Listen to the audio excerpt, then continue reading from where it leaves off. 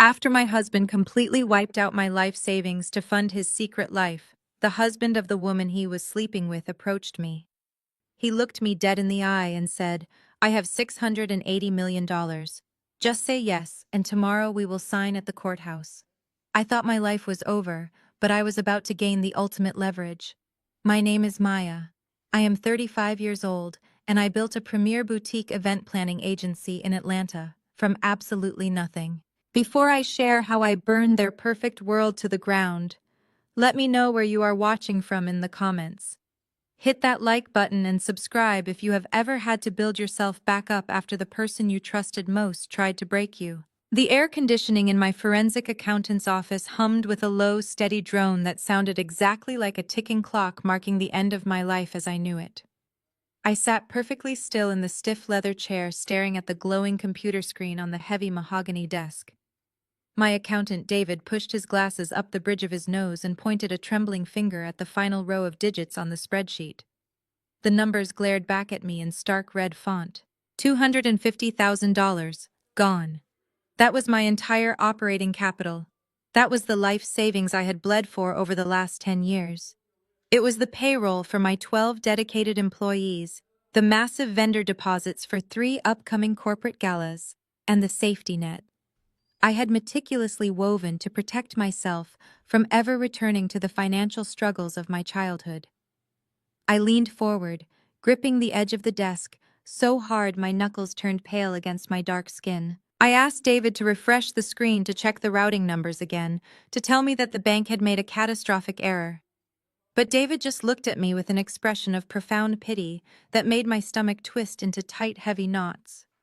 The money had been wired out in 3 separate transactions over the past 48 hours, directly to a Shell Limited liability company.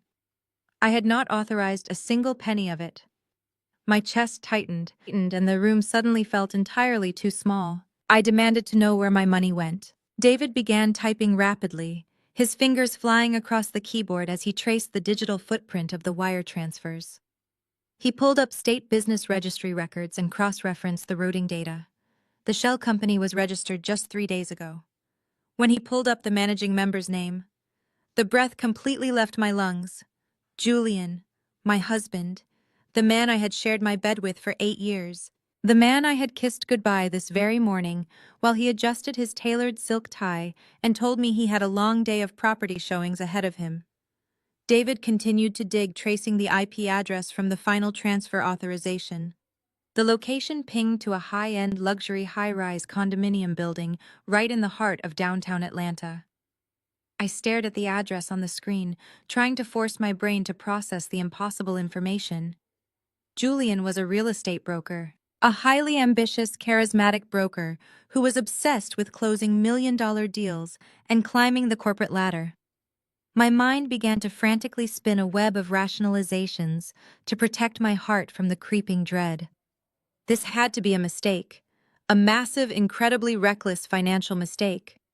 Julian must have found a commercial property he wanted to flip and needed the cash immediately to secure the deal. He was always talking about making bold moves in the market. Yes, it was a gross violation of my trust to use my business accounts, but surely there was a logical business explanation. I thanked David, grabbed my designer handbag, and practically ran out of the sterile office building into the sweltering Georgia heat. When I climbed into the driver's seat of my car, my hands were shaking so violently I could barely put the key in the ignition. The leather steering wheel burned against my palms as I pulled out onto Peachtree Street. The memories of our marriage flooded my mind, playing like a bitter movie montage against the backdrop of the crawling Atlanta traffic. I had built my boutique event planning agency from scratch, pouring every ounce of my creativity and resilience into my business. When Julian and I first met, he was working a dead-end retail job and dreaming of breaking into the exclusive Atlanta real estate market. He had the charm and the gorgeous smile, but he lacked the capital and the discipline to make it happen. I was the one who provided everything. I paid our rent for the first 4 years. I paid for our groceries, our utilities, and his car insurance. I paid the steep tuition for his real estate licensing exams and spent countless hours quizzing him on property laws late into the night when I was already exhausted from managing my own clients. When he finally got his license, I took thousands of dollars out of my personal savings to buy him 3 custom-tailored suits so he could look the part of a high-rolling broker during his interviews. I sacrificed my own luxuries, skipping vacations and putting every spare dollar back into my business and his career. I smiled through the sheer exhaustion because I believed Julian and I were a team, building a legacy together. I even tolerated his incredibly toxic family for the sake of our marriage. I endured his mother Beatrice, who constantly treated me like a walking bank account. She would demand that I pay for Julian's expensive celebratory dinners and constantly reminded me that her golden boy son was destined for greatness, as if I was merely a stepping stone on his path to success. I swallowed my pride when dealing with his entitled white brother-in-law Greg, who married Julian's sister Kendra. Greg constantly dismissed my highly profitable agency as just throwing little parties for women, while he and Julian discussed what they considered real wealth and real business. Julian never once defended me when Greg sneered at my work. I excused it all because I loved my husband and trusted our partnership. Now that partnership was missing $250,000, and I was driving toward a luxury building to demand answers. The traffic on the interstate was agonizingly slow, but my foot pressed heavy on the gas pedal whenever a gap opened up in the sea of cars. The towering Atlanta skyline loomed ahead of me, its glass facades glittering blindingly in the midday sun. I navigated the congested downtown streets with a singular intense focus until I pulled up to the sleek, imposing structure of the condominium building David had traced the IP address to. The uniform-clad valet rushed forward to open my door, but I completely ignored his polite greeting, tossing him my keys and marching straight through the revolving glass doors. The massive marble lobby echoed with the sharp, authoritative clicking of my heels. I approached the concierge desk, flashing my most commanding professional smile, the one I reserved for difficult event vendors. I demanded the unit number registered to Julian, projecting an air of absolute certainty. The concierge hesitated for a fraction of a second, but my tone left absolutely no room for debate. He gave me the penthouse unit number, and I stepped into the mirrored elevator, pressing the top button with a trembling finger. My heart hammered against my ribs like a trapped bird, desperately trying to escape. I watched the digital floor numbers climb higher and higher, taking deep, steadying breaths. I was preparing my speech mentally, drafting the exact words I would use to scold my husband for his reckless investment strategy. I was preparing to be fiercely angry, but ultimately forgiving. I was preparing to confront a foolish, overly ambitious businessman who had made a terrible, uncalculated risk. I reached the penthouse level and stepped out into the quiet, opulent hallway, staring at the heavy wooden door that stood between me and my missing life savings. I raised my hand to knock, firmly convinced that I was about to have a very difficult conversation about financial boundaries. I had absolutely no idea that the door I was about to open would shatter my reality forever, tear down the entire foundation of my life, and introduce me to a betrayal so deep it would change the trajectory of my entire existence. I did not knock. The heavy mahogany door to the penthouse was resting slightly ajar, likely left open for room service or a private delivery. I did not hesitate for a fraction of a second. I raised my foot and kicked the door open with the heel of my boot. The solid wood slammed violently against the expensive drywall with a resounding crack that echoed through the cavernous living space. I marched inside, the sharp clicking of my heels announcing my arrival like a war drum. The penthouse was a monument to absolute excess. Floor-to-ceiling windows offered a panoramic, breathtaking view of the Atlanta skyline, casting a golden afternoon light over imported Italian marble floors and sleek modern furniture. It was the exact kind of high-rolling aesthetic Julian had always lusted after, but could never afford on his own. Julian was standing by a massive quartz kitchen island. He did not jump. He did not scramble. He simply turned around slowly, holding a crystal champagne flute. He was wearing a custom-tailored silk robe, the exact same robe I had purchased for him as an anniversary gift just 2 months prior. And then I saw her, Chloe. She was lounging casually on a pristine white leather sectional sofa in the center of the room. She was impeccably styled, her hair cascading in perfect waves, wearing a silk slip dress that left nothing to the imagination. She had the unmistakable energy of a professional social climber, someone who fed on the status of the men she attached herself to. She crossed her long legs completely unbothered by my sudden violent entrance and took a slow, deliberate sip from her own crystal flute. She was drinking vintage champagne that I had undoubtedly paid for with the sweat and tears of my business. $250,000, I said, my voice dropping to a low, dangerous octave that I hardly recognized as my own. I did not scream. I did not cry. I stared directly into Julian's eyes. Where is my money, Julian? Where is the operating capital for my agency? Julian set his glass down on the quartz island with a soft clink. He did not cower. He did not offer a frantic string of apologies or excuses. Instead, he smiled. It was the same charismatic, arrogant smile he used to close real estate deals, a smile that completely disregarded the devastation he had just caused. He walked toward me slowly, radiating the swagger of an untouchable king rather than a man caught embezzling his wife's life savings. Maya, you are overreacting as usual, Julian said, his tone dripping with condescension. You need to calm down and look at the bigger picture. I am not stealing from you. I am investing. Investing. I repeated the word, tasting like ash in my mouth. You wired $250,000 to a shell company to buy a penthouse for your mistress, and you have the audacity to call it an investment. Chloe shifted on the white leather sofa, letting out a soft, mocking laugh.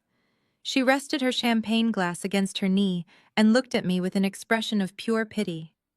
She is not a mistress, Maya, Julian corrected, stepping closer to Chloe and resting his hand possessively on her shoulder. Chloe and I are building a future together. A real future. We are elevating our lives. You have always been so small-minded with money, hoarding cash in savings accounts like a terrified amateur. Real wealth is built on leverage and bold moves. This luxury condo is a prime asset. It is an appreciating property in the hottest market in Atlanta. I stared at the man I had supported for 8 years, feeling a profound, sickening disconnect. This was the man whose car insurance I had paid. This was the man whose licensing exams I had funded.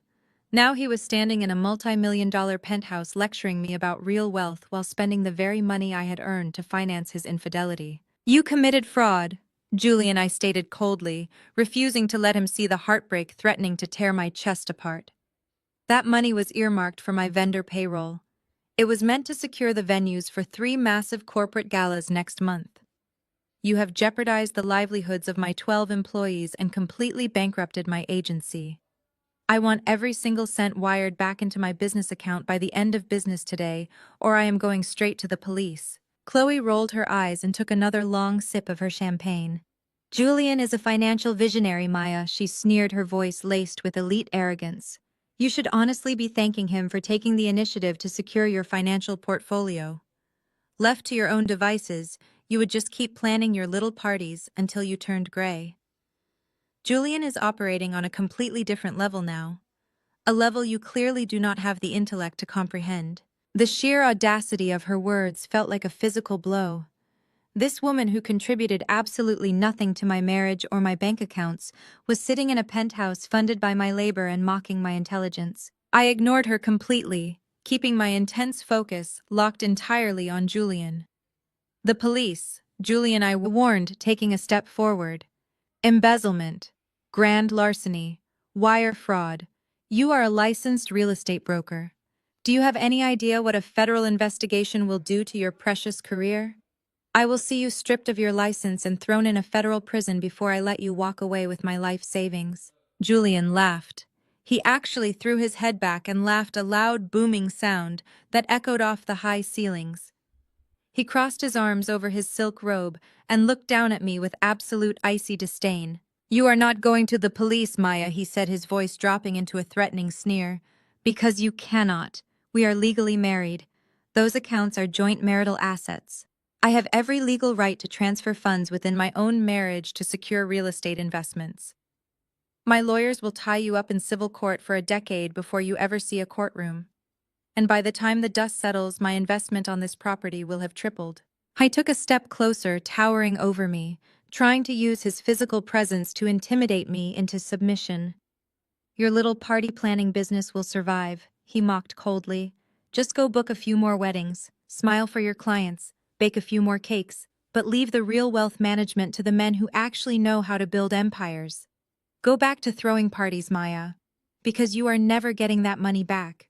Not a single cent. I stood frozen in the center of the immaculate living room, the reality of his trap snapping shut around me. He had weaponized our marriage against me. He had used the legal protections of our union to legally drain my accounts, knowing that the police would likely view it as a civil marital dispute rather than a clear-cut criminal theft. He had planned this meticulously, waiting until my agency accounts were at their highest seasonal peak before striking. Chloe stood up from the sofa, smoothing down the silk of her dress. She walked over to the kitchen island and poured herself another glass of my champagne. "We have a dinner reservation in an hour." "Julian," she murmured, completely dismissing my presence as if I were nothing more than a minor annoyance blocking their view of the city. "We should start getting ready." Julian did not even look at me as he turned back toward his mistress. "You know your way out, Maya," he dismissed over his shoulder. "Close the door behind you. Do not make a scene on your way through the lobby. It is embarrassing." I did not scream. I did not throw the crystal champagne flutes against the wall. I did not give them the satisfaction of watching me break down into a hysterical weeping mess. I realized in that precise, agonizing moment that emotional reactions were useless against people who completely lacked a moral compass. They expected me to crumble, to beg, to negotiate for scraps of my own money. Instead, I turned my back on them. I walked out of the penthouse, my heels clicking against the marble floors, with the exact same steady, authoritative rhythm I had entered with.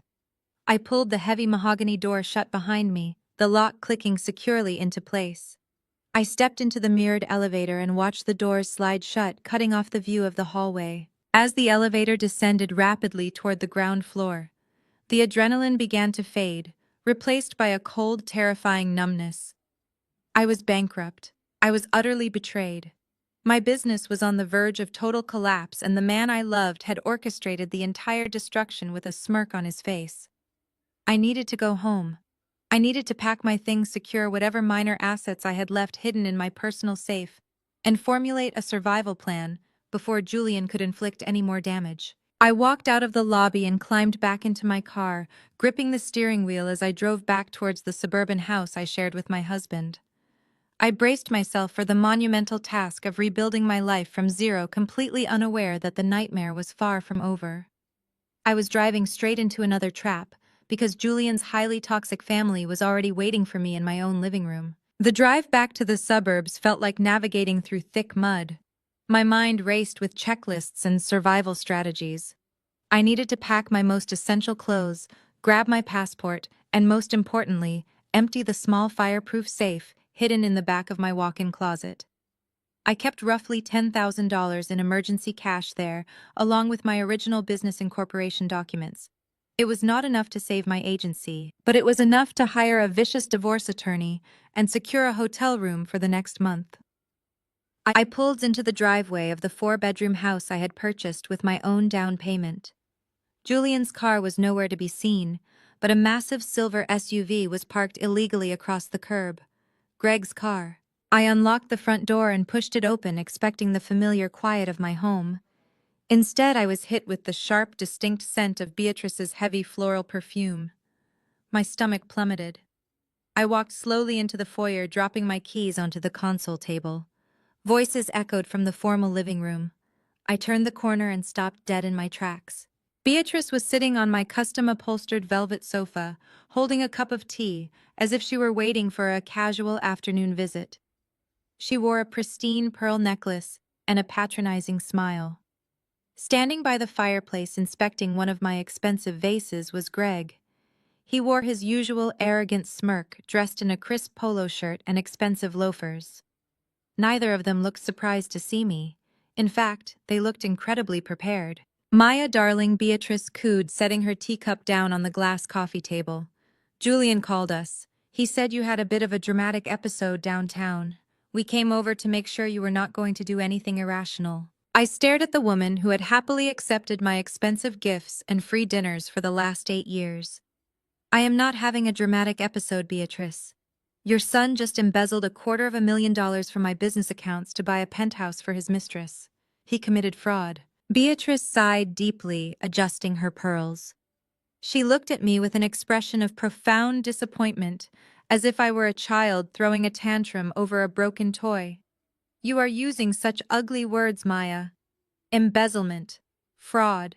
Marriage is a partnership. Julian is simply shifting family resources to secure a better financial portfolio for your future.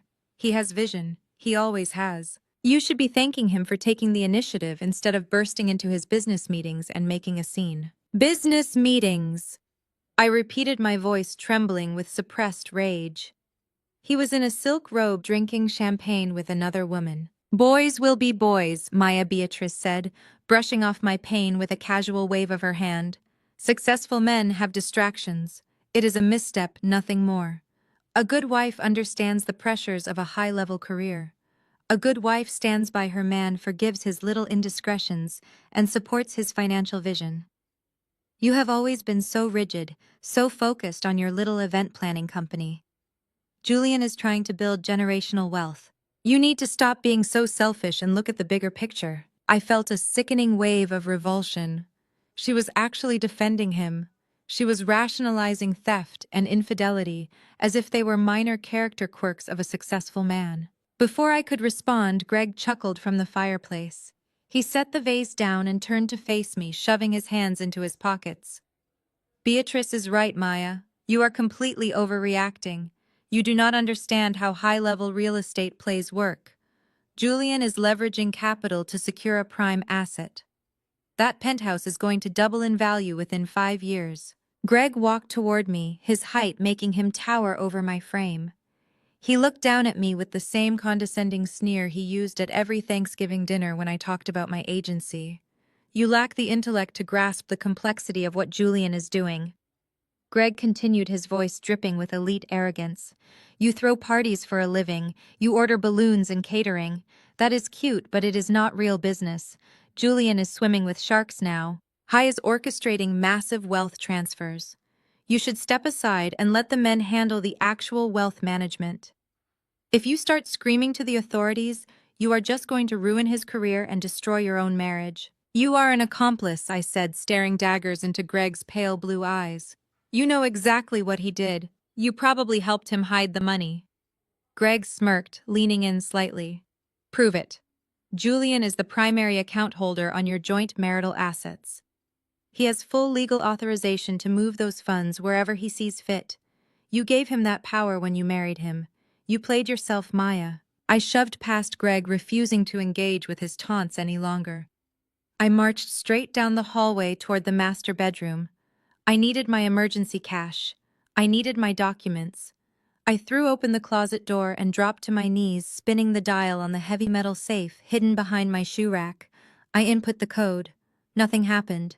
A red light flashed, indicating an incorrect password. My hands started to shake.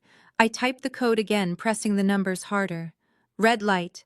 Access denied. I heard slow, deliberate footsteps behind me. I turned to see Greg leaning against the bedroom doorframe, jingling his car keys. Julian changed the code this morning, Greg stated casually. He figured you might come running back here trying to hoard cash. He also froze your secondary credit cards. You might want to check your banking app, Maya. A cold sweat broke out across the back of my neck. I pulled my phone from my pocket and frantically opened my banking application. My thumb authenticated the login, but instead of my usual dashboard, a red error message popped up. Account access suspended. Please contact your branch administrator. I switched to my personal checking account. The balance reads $0.00. I checked my business lines of credit. Maxed out. Julian had not just drained my operating capital. He had systematically locked me out of every single financial resource I possessed. He had stripped me bare. You have nothing left, Greg said, watching my face drain of color. Julian holds all the cards. If you play nice and apologize for your little outburst today, he might give you a small allowance to keep your party business afloat. But if you try to fight him, he will bury you in legal fees until you are living on the street. Beatrice appeared in the hallway behind Greg, holding her purse. We are going to leave now, Maya, she said, her voice completely devoid of empathy. I suggest you use this evening to calm down and reflect on your behavior. A wife does not tear down her husband. When Julian comes home, you will apologize. You will support his investments.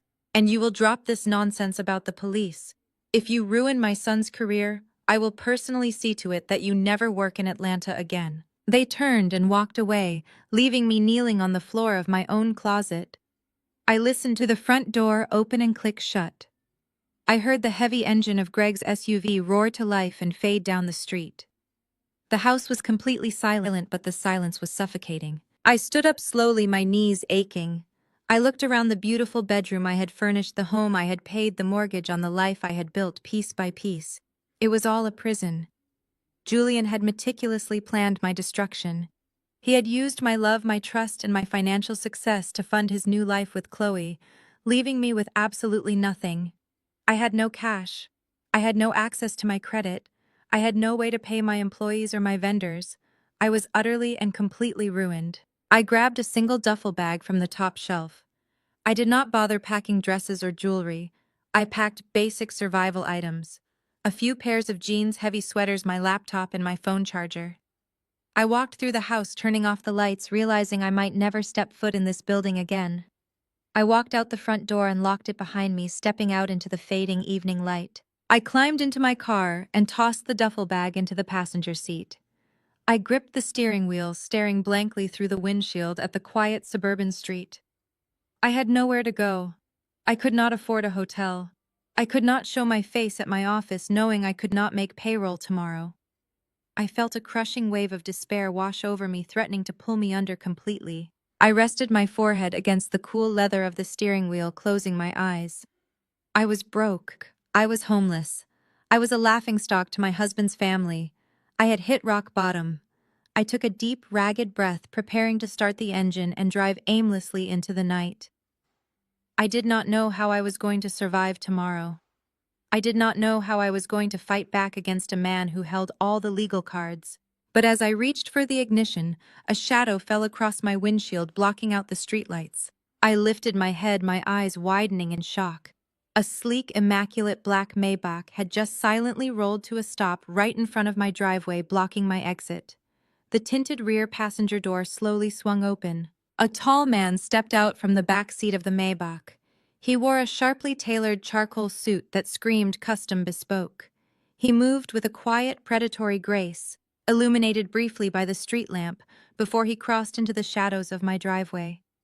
I froze, my hand hovering over the ignition, my heart pounding against my ribs. For a wild second, I thought Julian had sent someone to intimidate me. But as the man stepped closer to my driver's side window, the ambient light caught his features. How was an African-American man, perhaps, in his early 40s, with striking silver at his temples and a jawline carved from granite. His eyes were cold, calculating, and entirely focused on me. He raised a hand and tapped twice on my glass.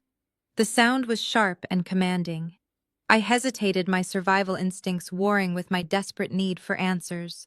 I lowered the window just an inch, bracing myself for whatever threat was coming. "Unlock the door, Maya," he said.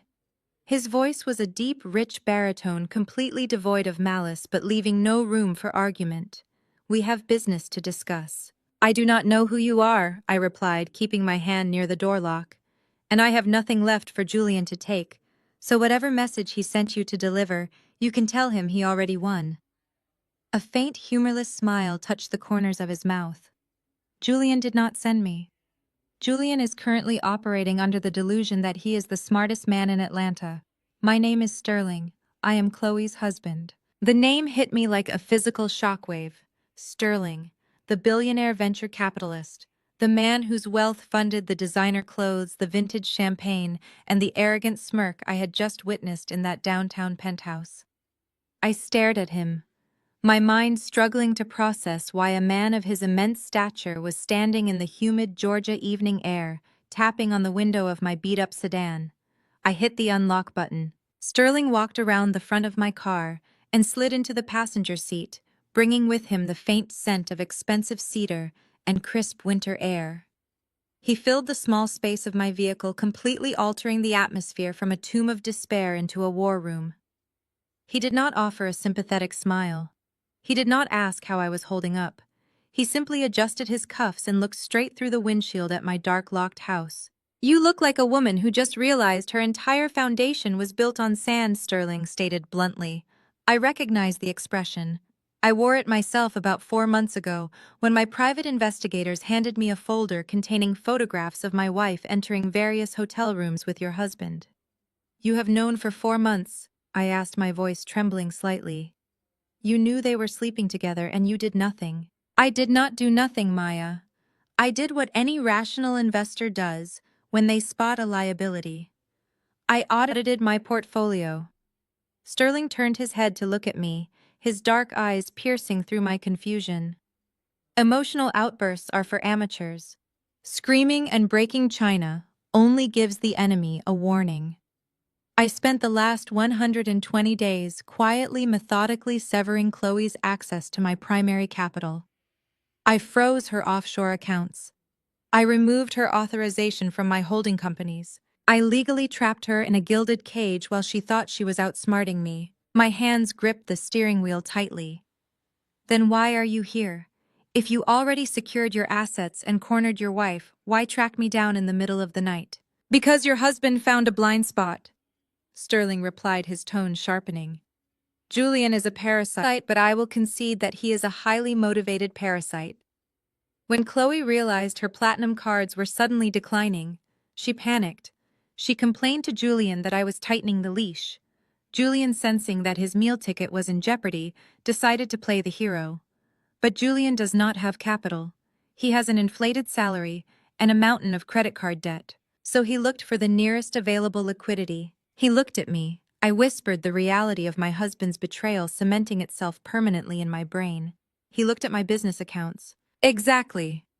Sterling reached into his jacket pocket and pulled out a sleek tablet, waking the screen with a tap.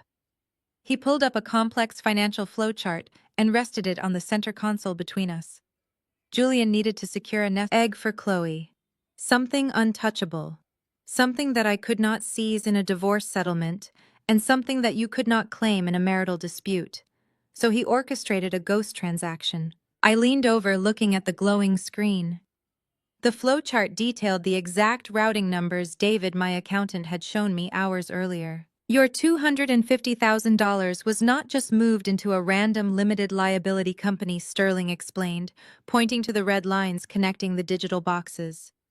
"Julian structured that shell corporation under Chloe's maiden name. He used your operating capital to purchase that downtown penthouse outright in cash. No mortgage, no bank liens. It is a clean, untraceable asset sitting exclusively in Chloe's name." I felt a wave of profound nausea wash over me. I shook my head, trying to reject the sheer evil of the financial maneuver. That makes no sense. If he put it in her name, he has no legal claim to it. He gave away my money to a woman who is married to you. Sterling nodded, a glint of predatory respect in his eyes. "It is brilliant in its absolute depravity. By putting the asset in Chloe's maiden name, Julian removed it from your marital estate. If you divorce Julian, he can claim he lost the money in a bad business deal, leaving you with nothing to collect.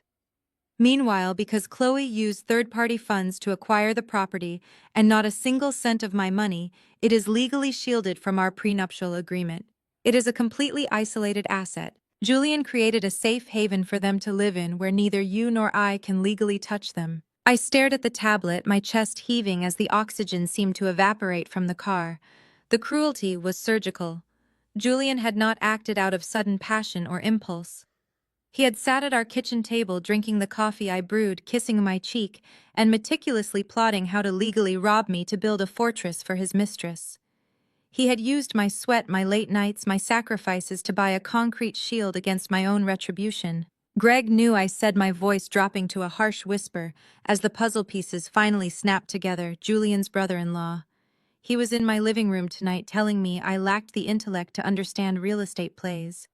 He was mocking me because he knew exactly how Julian hid the money." Sterling turned off the tablet screen, plunging the car back into shadows. Of course Greg knew. Greg is a failing commercial broker drowning in bad debt. He idolizes Julian's ability to manipulate people. Your husband's entire family views you as a host organism, Maya. You provide the nutrients. They consume the harvest.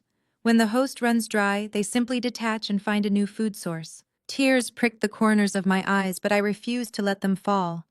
Crying was for victims, and I was rapidly realizing that playing the victim would equal my total destruction. I swallowed the lump in my throat, sitting up straighter against the worn fabric of my car seat. So they got away with it, I stated, the anger finally replacing the despair. They found the legal loophole. They drained me dry, and they bought their untouchable castle. Why are you telling me all this, Sterling? To gloat, to show me how much smarter you are than the woman who just lost everything. Sterling let out a low, dark chuckle that sent a shiver down my spine. I am telling you this, Maya, because Julian made one fatal miscalculation in his grand architectural masterpiece of fraud. What miscalculation? I asked, turning to face him fully. How underestimated my ego. Sterling said, his voice dropping into a deadly serious register. Julian assumed that because I am a public figure, because I manage billions of dollars in institutional capital, I would handle my divorce quietly. He assumed I would slap a gag order on Chloe, hand her a modest severance package to avoid bad press, and walk away. He assumed I would consider a $250,000 penthouse a rounding error not worth my time. Sterling leaned closer, his dark eyes locking onto mine with an intensity that burned. I do not do rounding errors, Maya. And I absolutely do not allow mediocre real estate brokers to sleep with my wife and finance it with stolen money under my nose. Julian thinks he outsmarted a billionaire. I am going to teach him what real wealth can do to a man who steps out of his weight class. I stared at him, realizing that the man sitting in my passenger seat was not a grieving husband seeking comfort. He was a general preparing for total war, and he had come to my driveway because he needed a soldier who knew the enemy terrain. You are going to destroy him, I said, the words tasting like sweet poison on my tongue. We are going to destroy him, Sterling corrected smoothly. I have the capital. I have the corporate attorneys. I have the influence to blacklist Julian from every major brokerage firm in the Southern Hemisphere. But I do not have access to his internal family dynamics. I do not have the keys to his specific vulnerabilities. You do. You spent 8 years subsidizing that entire parasitic family. You know where their bodies are buried. You know their insecurities. You know exactly what makes them bleed. Howe was right. I knew that Greg was terrified of his own financial incompetence being exposed. I knew that Beatrice valued her country club status more than she valued her own children. I knew that Julian required constant external validation and that his entire career rested on a fragile house of cards built entirely on charm and stolen resources. I had the blueprints to their destruction mapped out in my mind. I just lacked the dynamite. I looked at the imposing black Maybach idling in the street behind us, its engine humming with quiet, unlimited power. Then I looked back at Sterling. The despair that had paralyzed me just an hour ago was entirely gone, replaced by a cold, highly focused clarity. You said you froze Chloe's assets, I said, my voice calm and analytical. But Julian still has his job. He is angling for a senior partnership. He thinks he won today. He thinks I am going to crawl into a corner and cry while he pops champagne in my penthouse. Sterling smiled, and this time the smile reached his eyes. It was a terrifying, glorious expression. Let him drink the champagne tonight, Maya. Let him celebrate his brilliant investment. Let him sleep soundly next to my wife, believing he holds all the cards. Tomorrow morning we change the rules of the game. I took a deep breath, the humid Georgia air suddenly feeling crisp and clean in my lungs. I was bankrupt. I was homeless. My marriage was a complete sham. But sitting next to me was a man with unlimited resources and a shared thirst for absolute ruinous justice. I am listening, I said. Tell me the plan. Sterling did not waste a single breath on pleasantries or false comfort. He reached into the interior breast pocket of his tailored suit jacket and withdrew a thick, precisely bound stack of legal documents. He held the heavy premium paper in his hands for a fraction of a second before reaching forward and sliding the entire dossier across the dashboard of my car.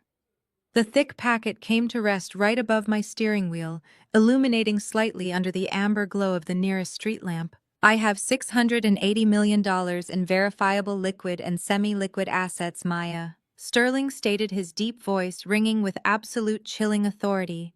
in the confined space of my sedan. I do not play defense, and I do not allow thieves to dictate the terms of my life. I am offering you a strictly legal and highly strategic alliance. Read the documents. Just say yes, and tomorrow morning we will walk into the Fulton County Courthouse and sign these papers into public record. I stared at the thick stack of legal paper resting on my dashboard.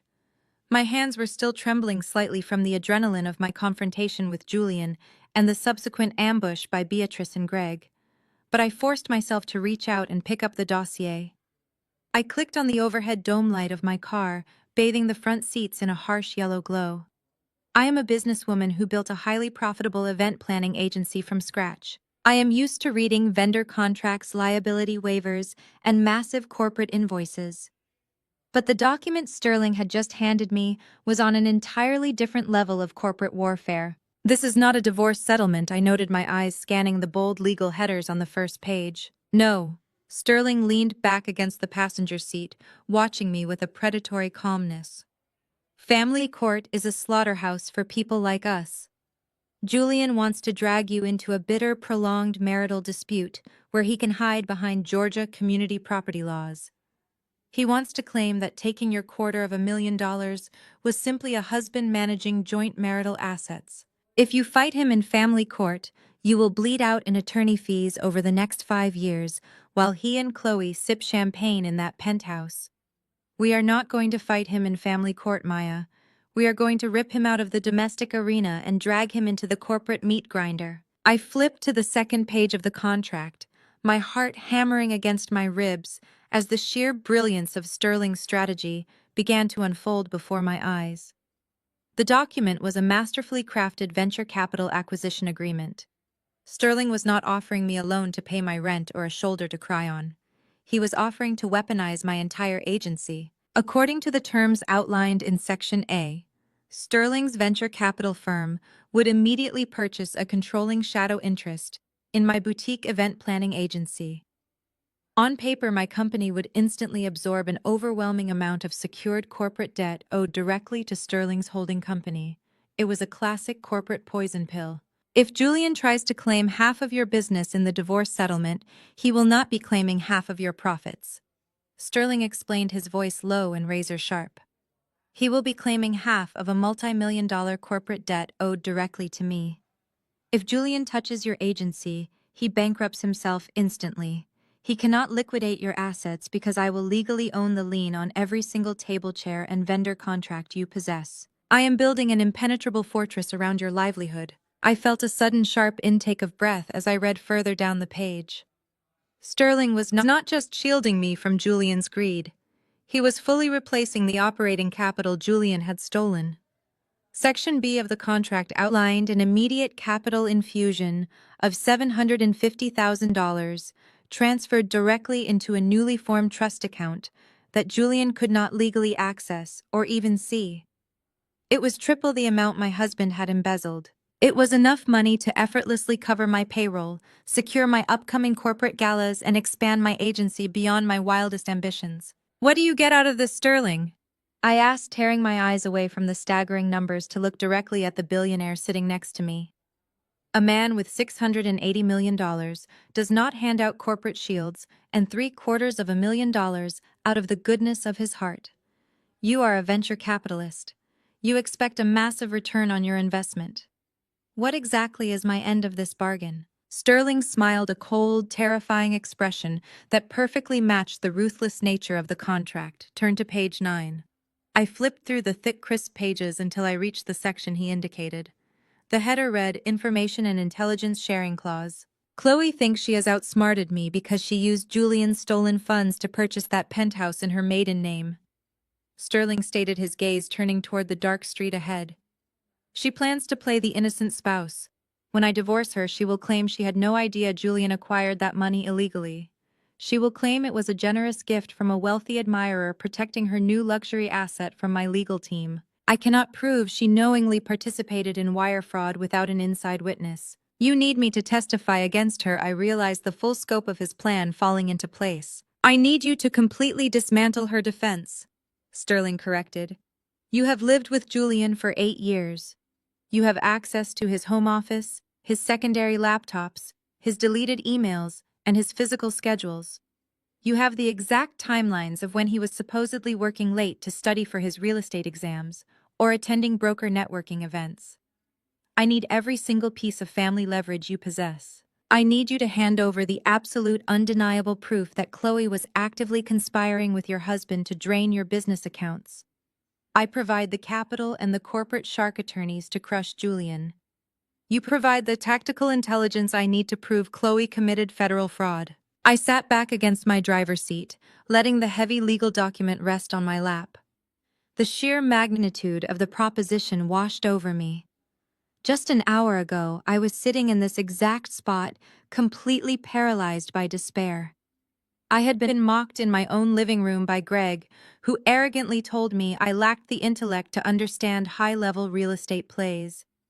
I had been gaslighted by Beatrice, who demanded I apologize to the man who robbed me. I had been dismissed by Julian and his mistress as nothing more than a pathetic party planner who was destined to lose everything. Now a billionaire was sitting in my passenger seat offering me the keys to a nuclear arsenal. Tying my life and my business to a man as powerful and ruthless as Sterling was a massive risk. Once I signed this contract, I would be legally bound to his corporate empire. I would be handing over a significant portion of my independence to a man I had just met. But as I sat in the humid Georgia night, my mind flashed back to the smug, victorious sneer on Julian's face when he told me to go back to throwing parties. I remembered the sound of Chloe's mocking laughter echoing off the marble floors of that stolen penthouse. I thought about Greg jingling his car keys in my hallway, telling me Julian held all the cards and that I was going to end up on the street. They thought I was weak. They thought I was a host organism meant to be drained, discarded, and forgotten. They had systematically dismantled my life and expected me to stay silent and obedient.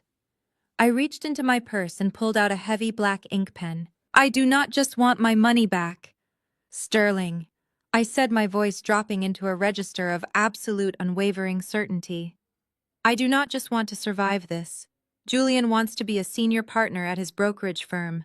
He cares about his reputation in the Atlanta real estate market more than he cares about anything else on this earth. Beatrice cares about her country club status. Greg cares about pretending he is a financial genius. If I sign this contract, we do not just divorce them. We take everything they value. We humiliate them in front of the city elite. We burn their entire world to the ground. Sterling watched me carefully, measuring the depth of my resolve. He saw the fire burning in my eyes and recognized a reflection of his own vengeance. We burn it to the ground, Maya. Sterling agreed, his deep voice sealing the pact. We stripped them of their assets, their reputations, and their pride. They wanted to play a high-level game of wealth management. We are going to show them how the real titans operate. I did not hesitate for another second. I placed the thick legal dossier flat against the dashboard of my car. I uncapped my pen and flipped to the final signature page. The dome light cast a sharp shadow over the paper as I pressed the pen to the designated line. I signed my name with bold, aggressive strokes, legally binding my agency, my assets, and my future to Sterling. The scratch of the pen against the premium paper was the loudest sound in the car. It sounded like the striking of a match. I handed the signed contract back to Sterling. He took it, placing it carefully back into the breast pocket of his bespoke suit. The transaction was complete. The alliance was forged. We were no longer just two betrayed spouses reeling from the devastation of infidelity. We were an unbreakable, ruthless partnership, armed with hundreds of millions of dollars and a highly synchronized strategy for total destruction. Tomorrow morning at 9 o'clock, my legal team will take full control of your agency assets, Sterling said, opening the passenger door of my sedan. The fresh capital will be wired into your new secure trust by noon. Go to a hotel tonight, Maya. Rest, because tomorrow we start the war. I watched Sterling step out of my car and walk back toward the idling Maybach. The driver opened the rear door for him, and the luxury vehicle silently glided down the street, disappearing into the Atlanta night. I sat alone in my car, but I was no longer afraid. The crushing weight of bankruptcy and betrayal had been completely eradicated. Julian thought he had locked me out of my own life, but he had inadvertently handed me the keys to a kingdom. I started my engine, put the car in drive, and pulled out of the neighborhood, leaving my old life behind without a single glance in the rearview mirror. The sun had barely risen over the Atlanta skyline when the sleek black town cars pulled up to the front entrance of my agency. I had spent the night in a luxury suite at the St. Regis paid for entirely by the newly established corporate trust. I walked into my office building at exactly 8:45 in the morning, holding a fresh cup of coffee and wearing a tailored emerald green suit that projected absolute authority. At 9 o'clock sharp, the glass doors to my lobby swung open. Sterling had not exaggerated when he promised corporate shark attorneys. A team of 5 lawyers led by a devastatingly sharp African-American man named Donovan marched into my conference room. They did not carry briefcases. They carried encrypted laptops and portable secure servers. Donovan handed me a steaming espresso and immediately got to work. For the next 3 hours, my conference room was transformed into a financial war room. We executed the poison pill strategy with surgical precision. Donovan systematically dismantled my original LLC, restructuring it to fall entirely under the umbrella of Sterling's primary holding company. I watched the digital monitors in real time as the staggering $750,000 capital infusion cleared into a newly minted ironclad corporate trust. It was an impenetrable financial fortress.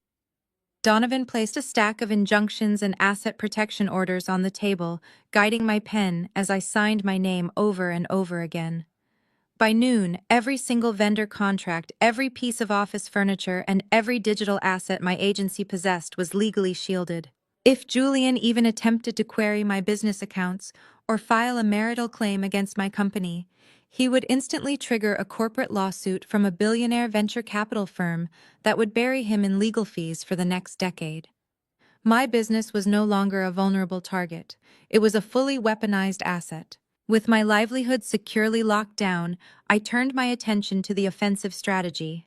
I walked over to the massive acrylic calendar hanging on my office wall and circled a date exactly 2 weeks away.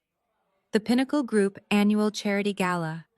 It was the most exclusive high-stakes real estate event in the entire city of Atlanta. Every senior partner, every major investor, and every high-rolling broker would be in attendance. Julian had been campaigning for a senior partnership for 3 years, and being appointed as the head of the Gala Planning Committee was his golden ticket.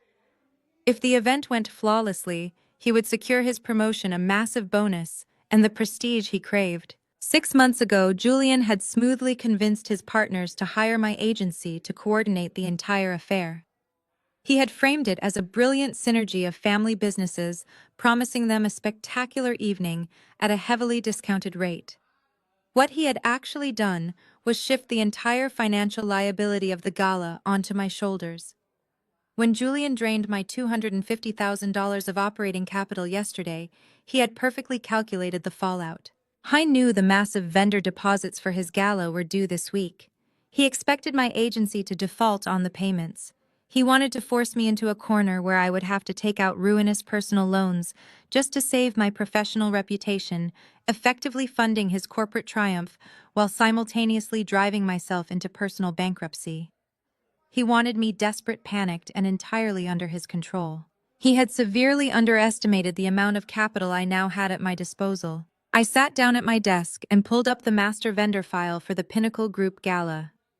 The event was scheduled to be held at the Grand Magnolia Conservatory, an elite, highly sought-after venue known for its glass ceilings and sprawling botanical gardens. Julian had booked the space, but the final non-refundable deposit to secure the exclusive venue rights was due by 5 o'clock today. I picked up my phone and dialed the venue director. I did not just pay the remaining balance. Using the unlimited resources of my new corporate trust, I bought out the exclusive event rights for the entire weekend. I restructured the contract so that the venue, the premium catering company, the specialized lighting crew, and the luxury valet service were all legally contracted directly to my new trust, not to Julian's brokerage firm. I effectively purchased absolute total control over the entire gala. Julian and his partners thought they were hosting the event of the season, but they were actually guests at my party. I held the keys to the venue, the food, the drinks, and the microphone. If I wanted to lock the doors and leave Atlanta's real estate elite standing on the sidewalk in their tuxedos, I had the legal authority to do so. But simply canceling the event would be letting Julian off the hook too easily. I did not want to cancel his moment in the spotlight. I wanted to hijack it. I spent the remainder of the afternoon meticulously coordinating with the audiovisual team. I requested a massive high-definition presentation screen to be installed directly behind the main podium, assuring the technicians that the Pinnacle Group partners had a very special, highly confidential presentation planned for the climax of the evening. I wired them an exorbitant bonus for their discretion and guaranteed cooperation. Every single detail was locked into place. The trap was set, baited, and heavily armed. At 4:30 in the afternoon, my personal cell phone buzzed against the surface of my desk. The screen lit up with Julian's name. I let it ring, watching the screen go dark. 10 seconds later, a text message illuminated the glass. Then another, and another. The notifications rapid-fired in quick succession, vibrating aggressively against the wood. I picked up the phone and unlocked the screen, leaning back in my plush desk chair to read his frantic, venomous words.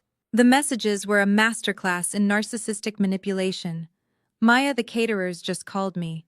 Why haven't the final invoices been cleared from your agency accounts? You know the deadline is today. Do not play games with me right now. This gala is my senior partnership. If you sabotage this because you are having a temper tantrum about our finances, I will personally destroy your agency. I checked the joint accounts and I know you are tapped out. Figure it out. Take out a personal loan. Max out your credit cards. I do not care what you have to do, but you better pay those vendor fees by 5 o'clock. If you embarrass me in front of my partners, I will tell the entire Atlanta real estate community that your business is completely insolvent. I will ruin your professional reputation permanently. Pay the vendors, Maya. Now. I read the barrage of threats, feeling a profound sense of tranquility wash over me. Yesterday, these messages would have sent me into a full-blown panic attack. I would have been sobbing frantically, calling banks and begging for emergency credit extensions just to protect my clients and salvage my crumbling marriage. Julian was relying on that exact trauma response. He was banking on my historical tendency to set myself on fire just to keep him warm. I thought he was holding a gun to my head, completely oblivious to the fact that the chamber was empty and I was sitting behind the controls of a drone strike. I was trying to terrify a woman who no longer existed. I slowly traced my manicured finger over the screen, savoring the absolute power imbalance of the moment. I did not type out a long emotional paragraph defending myself. I did not argue about the stolen money or the sheer audacity of his demands. I did not tell him that his mistress's husband was currently funding my entire operation. I refused to give him a single ounce of the desperate, fearful energy he was trying to extract from me. Instead, I tapped the reply box and typed out a short, simple sentence. See you at the gala, honey. I hit send. I watched the tiny indicator confirm that the message had been delivered. I imagined Julian standing in his office, or perhaps lounging in the stolen downtown penthouse, staring at his screen in absolute confusion. He would be waiting for the follow-up text, the angry rant, the tearful concession. He would be waiting for the Maya he had manipulated for 8 years to finally crack and surrender. He would be waiting a very long time. I tapped the settings icon in the top right corner of his contact profile. I scrolled down past his phone number, past our shared location settings, and past the photo of us smiling on our wedding day. I firmly pressed the red button labeled Block Caller. The confirmation prompt popped up on the screen, asking if I was sure I wanted to stop receiving calls and messages from this contact. I pressed confirm without a fraction of a second of hesitation. I set the phone face down on my desk, feeling a heavy, stifling chain physically detach from my soul. The communication line was severed. The financial drain was permanently plugged. The legal shield was fully operational. I stood up from my desk, smoothing out the lines of my emerald green suit, and walked over to the floor-to-ceiling windows overlooking the bustling Atlanta streets below. The sun was beginning to set, casting long, dark shadows over the city pavement. Julian and his toxic family thought they had successfully executed the perfect financial crime. They thought they had drained the host organism and discarded the remains without consequence. They were currently celebrating their untouchable status, completely unaware that the ground beneath their feet had already been rigged with explosives. I had given them 8 years of unwavering loyalty, financial support, and quiet obedience. Now I was going to give them exactly what they had earned. The countdown to the Pinnacle Group annual charity gala had officially begun, and I was going to ensure it was a night the Atlanta elite would never ever forget. Through the relentless efficiency of Sterling's private investigators, I had a front row seat to the sheer magnitude of Julian and Chloe's delusions. While I spent the next 14 days operating out of a secure boardroom in Sterling's corporate headquarters, they spent it parading around Atlanta's high-end boutiques, completely oblivious to the crosshairs locked on their foreheads. Julian had taken my final text message as a surrender. In his narcissistic mind, my silence meant I had capitulated, that I was scraping together the vendor fees from personal credit cards just to save face and protect my business. He strutted into his brokerage firm every morning with the unearned swagger of a senior partner, accepting premature congratulations from his colleagues. He was the golden boy who had secured the prestigious Grand Magnolia Conservatory. He was the visionary. Chloe was equally intoxicated by her perceived ascension. Sterling's investigators forwarded us high-resolution photographs of her trying on exorbitant couture gowns in Buckhead swiping credit cards that were rapidly approaching their secret limits. She believed she had successfully traded up, securing a rising real estate titan while retaining the spoils of her billionaire husband. She thought tonight was her coronation into Atlanta's high society, walking on the arm of the man of the hour. They were both drunk on stolen resources and unchecked arrogance. They had no idea that I owned the floor they were about to walk on. Meanwhile, the atmosphere inside Sterling's glass-walled conference room was cold, clinical, and deadly. Sterling and I stood shoulder to shoulder before a massive digital whiteboard, mapping out the financial autopsy of my husband and his accomplices. We were not just preparing a presentation, we were building a federal indictment. Donovan and his team of forensic accountants had dug past the initial shell company and uncovered a labyrinth of financial rot. Julian had not just used my operating capital to buy the penthouse. That was simply the final destination of the funds. To wash the money and hide it from any immediate marital audits, he had routed my $250,000 through 3 different commercial accounts. Those accounts belonged to Greg. My arrogant, condescending white brother-in-law had knowingly allowed Julian to use his failing property management firm as a laundromat for my stolen life savings. "Look at the timestamp on this transfer," Sterling said, tapping a red stylus against the interactive screen. Greg authorized the wire out of his corporate escrow account on the same day he filed for an emergency commercial loan extension. He was desperate for liquidity to make his own books look solvent for a quarterly review.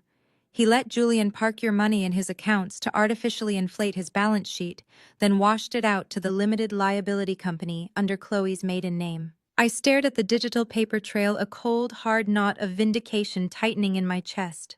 Greg had stood in my living room jingling his keys, mocking my intellect and telling me I threw little parties. All while his own business was hemorrhaging cash and relying on my stolen money to stay afloat. He was a fraud, propping up his mediocre existence with the capital I had bled for. We meticulously compiled the documents. We isolated the bank transfer routing numbers, the time-stamped authorizations bearing Greg's digital signature, and the final deed to the penthouse listing Chloe as the sole proprietor. We did not stop there. Sterling provided the definitive proof of the affair, gathering time-stamped security footage from the downtown building, luxury hotel receipts, and digital communication logs. I formatted everything with the precision of a master event planner. I curated the visual slides, ensuring the resolution was flawless. The font was highly legible from the back of a grand ballroom, and the sequence of evidence was absolutely undeniable. We loaded the entire presentation onto a heavy encrypted flash drive. I slipped it into my designer clutch. It was the digital equivalent of a hand grenade. As the sun began to set on the evening of the Pinnacle Group annual charity gala, the level of toxic family coordination reached its absolute peak. Through the social media updates of Julian's younger colleagues and the society pages tracking the event, I watched the pre-gala spectacle unfold. Beatrice was holding court at the Ritz-Carlton lobby bar, surrounded by her country club friends, boasting loudly about her son. She was wearing a brand new diamond tennis bracelet, undoubtedly funded by the very real estate commissions Julian was projecting to earn tonight. She was cementing her status as the mother of the city's newest real estate mogul. Greg and Kendra were equally insufferable. Greg was using Julian's spotlight to network, aggressively trying to secure new investors for his sinking commercial properties by association. He was banking on Julian's elevation to senior partner to save his own neck.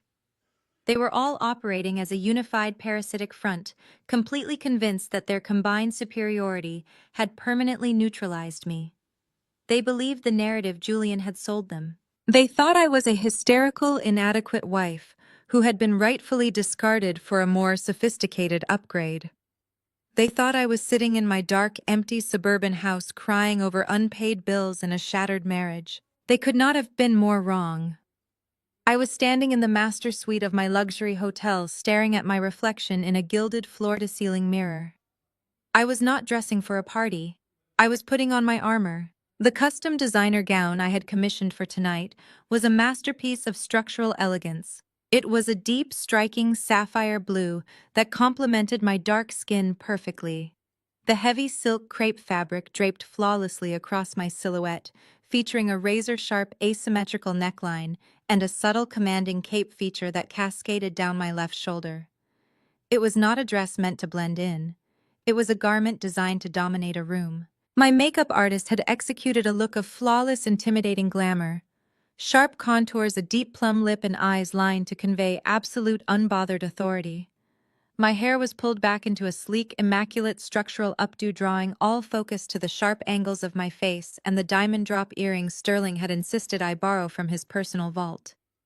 The diamonds were cold and heavy, a tangible reminder of the untouchable power I now had backing my every move. Sterling stepped into the suite, adjusting the cuffs of his midnight black tuxedo. He looked like a titan of industry, exuding a quiet, lethal authority that commanded respect without requiring a single word.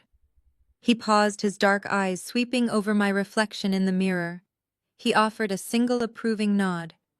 "Julian is expecting a broken woman," Sterling stated, his voice a low rumble in the quiet room. "He is expecting to walk into that venue and take his throne." I picked up my clutch, feeling the solid weight of the encrypted flash drive inside. I turned to face Sterling, my posture perfectly straight, my expression an unreadable mask of. "He is going to walk into a slaughterhouse," I replied. We descended to the hotel lobby and stepped out into the humid Atlanta evening. The black Maybach was waiting at the curb, its engine purring with suppressed power. The driver opened the rear door, and I slid into the luxurious leather interior Sterling, taking the seat beside me. As the vehicle pulled away from the curb and merged into the heavy downtown traffic, I looked out the tinted window at the glittering city skyline. For 8 years, I had shrunk myself to make Julian look bigger. I had muted my ambition to protect his fragile ego. I had tolerated his mother's disrespect and his brother-in-law's condescension, because I believed in the sanctity of family and the promise of a shared future. I had poured my heart, my capital, and my youth into building a man who repaid me by stripping my accounts and replacing me with a status-obsessed mimic. Tonight I was taking it all back. The venue I owned, the event I controlled, the narrative I was about to rewrite. I took a deep, centering breath as the Maybach turned onto the private drive of the Grand Magnolia Conservatory. The valet line was already packed with luxury vehicles. The flash of event photographers' cameras illuminated the grand entrance. The Atlanta real estate elite had arrived to celebrate Julian's crowning achievement. I adjusted my sapphire gown, gripped my clutch, and prepared to deliver the ultimate keynote presentation. The Grand Magnolia Conservatory was a breathtaking symphony of glass and light. Standing just out of sight in the shadowed alcove of the mezzanine level, I looked down upon the sprawling botanical ballroom. My agency had executed the design flawlessly.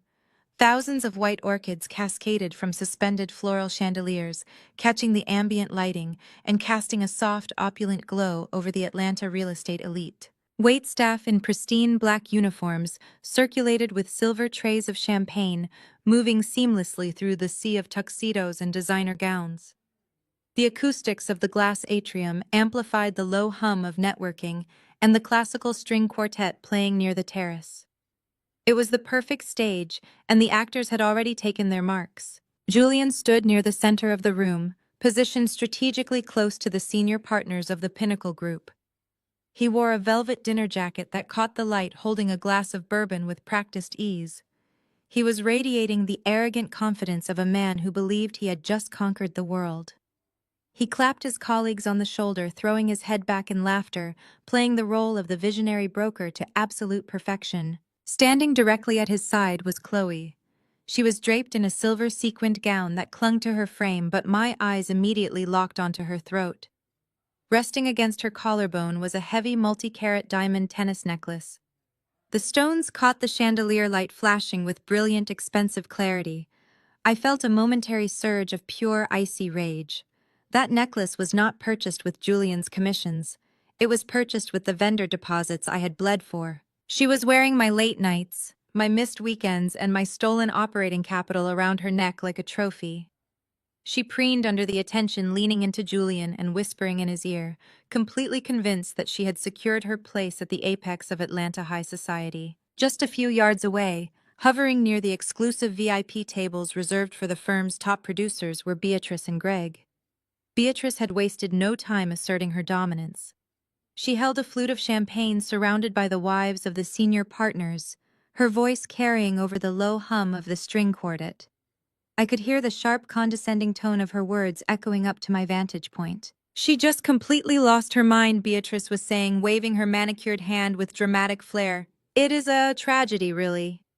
Julian tried so hard to be supportive, but she simply could not handle the pressure of being married to a man with his level of ambition.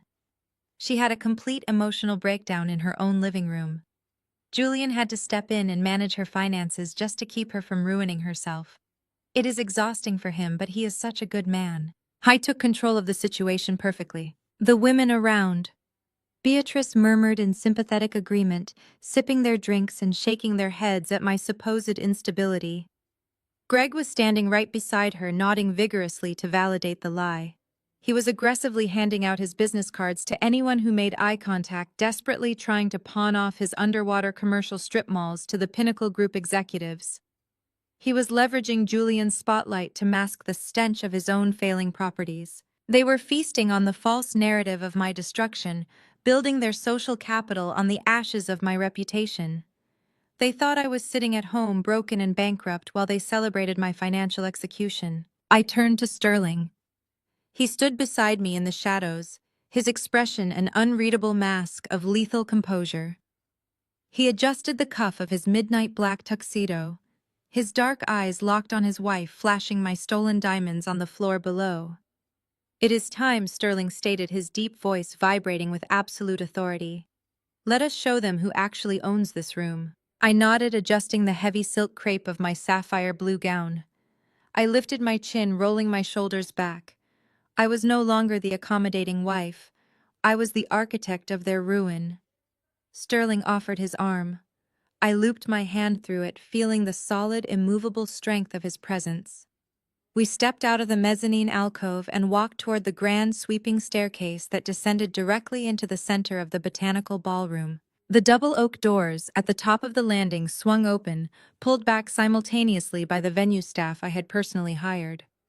The moment we stepped into the light, the dynamic in the vast room began to shift. It did not happen all at once. It started as a subtle ripple, a sudden turning of heads, near the base of the staircase. The low hum of networking and laughter began to falter, replaced by a quiet, spreading wave of absolute shock. We began our descent. The sharp, commanding click of my heels against the marble stairs cut through the ambient noise like a metronome. I kept my posture perfectly rigid, my gaze sweeping over the crowd with a cold, untouchable detachment. The sapphire gown moved around me like liquid armor, the asymmetrical cape trailing behind me with dramatic, calculated elegance. I felt the collective eyes of the Atlanta elite lock onto us. They were not looking at a broken, hysterical woman. They were looking at a queen walking alongside a titan. The crowd naturally parted as we reached the ground floor, carving a wide, unobstructed path directly toward the center of the room. The string quartet seemed to lower their volume, the musicians sensing the sudden heavy shift in the room's atmosphere. Julian was in the middle of telling a joke to the managing partner of his firm when he noticed the silence. He turned around, the arrogant smile still plastered on his face. The smile died instantly. I watched the exact second his brain tried to process the impossible image standing before him. The blood drained completely from his face, leaving his skin an ashen, sickly gray. His hand holding the glass of bourbon began to tremble so violently that the amber liquid sloshed over the rim, spilling onto his velvet dinner jacket. I was looking at me, taking in the designer gown, the immaculate styling, and the sheer unbothered power radiating from my stance. But then his eyes shifted to the man standing beside me. Julian was a real estate broker who desperately wanted to play in the big leagues. He spent his days studying the portfolios of the ultra-wealthy, memorizing the faces of the venture capitalists who controlled the city's commercial development. He knew exactly who Sterling was. Julian had spent the last 3 months preparing a massive multi-million-dollar development pitch to present to a shadow investor tonight. It was the pitch that would guarantee his senior partnership. He needed a whale to fund a sprawling commercial district in Midtown. What he had not realized until this very second was that the anonymous whale investor his partners had been courting was Sterling. I watched the realization hit him with the force of a freight train. Julian was standing in a venue he thought he booked, preparing to pitch the deal of a lifetime to the billionaire whose wife he was currently sleeping with. The billionaire who was currently standing with his arm linked through the wife Julian had just robbed. Chloe, oblivious to the corporate dynamics at play, finally turned around. Her eyes widened in pure, unadulterated terror when she saw her husband. Her hand flew to her throat, her fingers frantically covering the diamond necklace as if she could somehow hide the stolen jewelry from Sterling's piercing gaze. She took a panicked step backward, bumping into a cocktail table and nearly knocking over a tray of glasses. She looked like a trapped animal, her social climber facade instantly shattering into a million pieces of raw panic. Beatrice and Greg had also stopped talking. The group of society wives around them fell dead silent. Beatrice's jaw went slack, her eyes darting frantically between me and the imposing billionaire at my side. The narrative she had just been spinning about my emotional breakdown evaporated into the humid air. She looked completely out of her depth, suddenly realizing that the woman she had treated as a disposable stepping stone was now holding court with the most powerful man in the room. Greg simply stared, his mouth hanging open in dumbfounded silence. The arrogant sneer he had worn in my living room was completely gone, replaced by the panicked realization of a mediocre man who knows he has just walked into an active minefield. Sterling and I did not stop walking. We moved with a slow, deliberate cadence, cutting straight through the parted crowd until we stood a mere 3 feet away from Julian and Chloe. The silence in our immediate vicinity was deafening.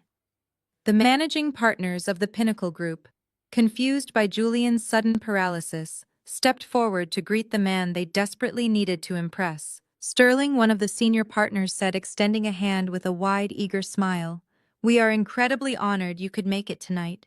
We have been looking forward to this introduction." Sterling did not look at the senior partner. He kept his dark, lethal gaze locked entirely on Julian. He reached out and shook the partner's hand without breaking eye contact with my husband.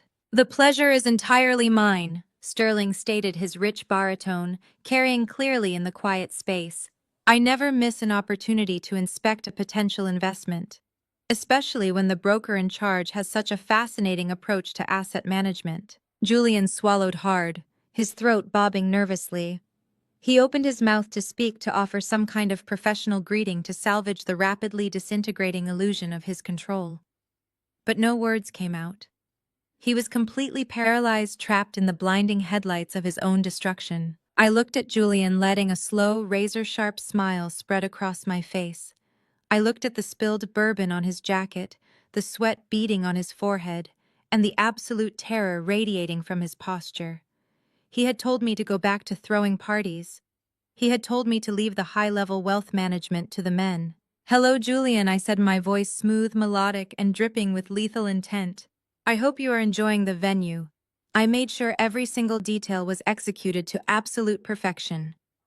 The managing partner, oblivious to the nuclear tension radiating between us, clapped Julian on the back. Go on, Julian, he urged with an encouraging nod. Walk Mr. Sterling through the Midtown Commercial District proposal. Show him what the Pinnacle Group can do. Julian looked like a man walking barefoot toward a firing squad.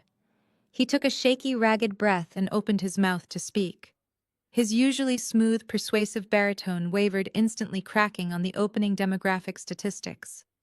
He fumbled through the projected return on investment numbers, his eyes darting frantically between Sterling's impassive face and my calm, unwavering gaze.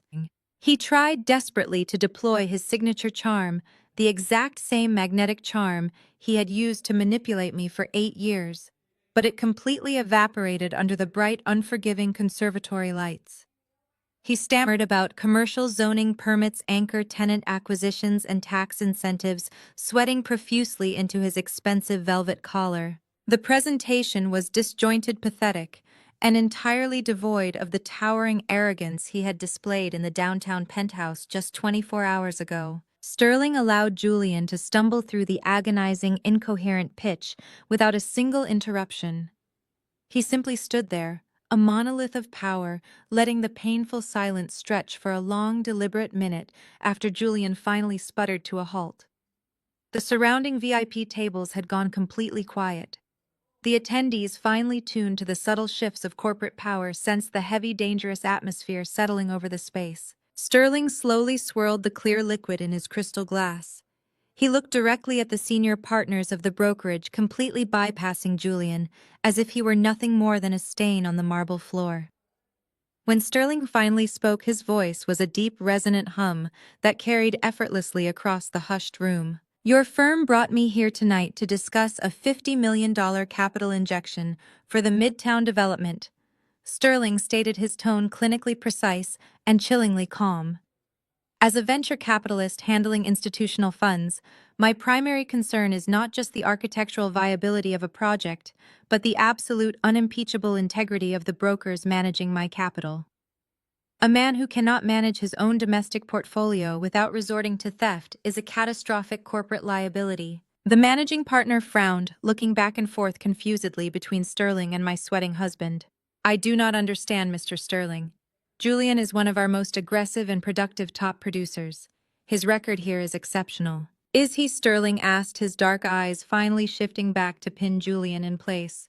Because a legitimate top producer does not typically need to embezzle $250,000 from his wife's boutique event planning agency just to finance his personal lifestyle. The word embezzle dropped into the opulent botanical ballroom like a live grenade. A collective audible gasp rippled through the nearby crowd of elites. Chloe instinctively took a sharp step backward, her hand flying to her chest, trying to physically distance herself from the immediate blast zone. Beatrice pressed her hand to her throat, her mouth falling open in sheer horror, as the high society wives she had just been boasting to turned to stare at her son with wide, scandalized eyes. Julian raised his hands in a frantic, placating gesture, his breathing shallow and rapid. Mr. Sterling, please, I assure you this is a private marital dispute. My wife is simply upset about a highly complex investment strategy I initiated for our family's future. She operates a small party planning business, and she does not understand the advanced financial mechanisms involved in commercial property acquisition. Do not insult my intelligence, Sterling cut in, his voice cracking like a whip through the quiet room. And do not insult the intelligence of the senior partners standing beside you. Stripping the entire operating capital from a fully incorporated business, forging electronic transfer authorizations, and routing those stolen funds into a shell limited liability company registered under your mistresses. Maiden name is not a complex investment strategy. It is wire fraud. It is grand larceny. And it is a matter of federal record. The senior partners physically recoiled from Julian, stepping away, as if he were suddenly radioactive. The managing partner's face turned a mottled shade of dark red as the sheer magnitude of the legal liability standing next to him finally registered. A broker committing federal fraud was an absolute death sentence for a prominent firm's reputation in Atlanta. Sterling continued his clinical dismantling, raising his voice just enough to ensure the entire VIP section heard every single damning word. You are standing in a venue completely funded and controlled by the very woman you robbed. Maya secured this conservatory. She paid the luxury caterers. She arranged the lighting design. You are drinking her champagne while wearing a velvet jacket she subsidized, attempting to pitch my own money back to me. You are not a visionary real estate broker, Julian. You are a common thief wearing a custom suit, and you are entirely unfit to manage a single dollar of corporate capital. Julian was hyperventilating now. He looked around wildly, searching the crowd for an escape route, searching for a single ally to defend him. His entire professional identity, the fake persona he had spent years crafting at my expense, was being flayed alive in front of the exact people he needed to impress. That was when Greg made the absolute worst decision of his entire life. Unable to watch his golden goose burn to the ground and desperate to salvage his own proximity to wealth and power. My white brother-in-law pushed his way through the stunned crowd. Greg puffed out his chest, wearing his unearned privilege like an invisible shield. He stepped directly between Julian and Sterling, attempting to leverage his own business credentials to save the disastrous situation. "Now hold on just a minute," Greg said, his voice loud, booming, and overly confident. "I think we all need to take a step back and breathe here. I am Gregory Vance, founder and chief executive of Vance Property Management. Julian is a man of outstanding moral character. I have worked closely with him on numerous commercial acquisitions over the years. What we have here is a highly emotional woman having a public breakdown and throwing around legal terms she clearly does not comprehend. Julian is a brilliant broker. I personally vouch for his integrity and the massive financial viability of this Midtown project." I stood perfectly still in my sapphire gown, watching Greg dig his own grave with a backhoe. He was relying on the old rules, the traditional rules, where his loud voice and arrogant posturing could silence my reality. He had no idea that Sterling's forensic team had already audited his entire miserable existence. Sterling slowly turned his lethal gaze onto Greg. He looked at my brother-in-law the way a scientist observes a particularly repulsive insect squirming under a microscope. Gregory Vance Sterling repeated, tasting the name with absolute unfiltered disgust. The founder of a property management firm currently carrying $7 million in toxic commercial debt. The man who filed for an emergency commercial loan extension just 3 days ago because 3 of his suburban strip malls are completely underwater and facing imminent foreclosure by the state. Greg stopped breathing. His overly confident posture instantly collapsed, his shoulders slumping as if he had been struck with a baseball bat.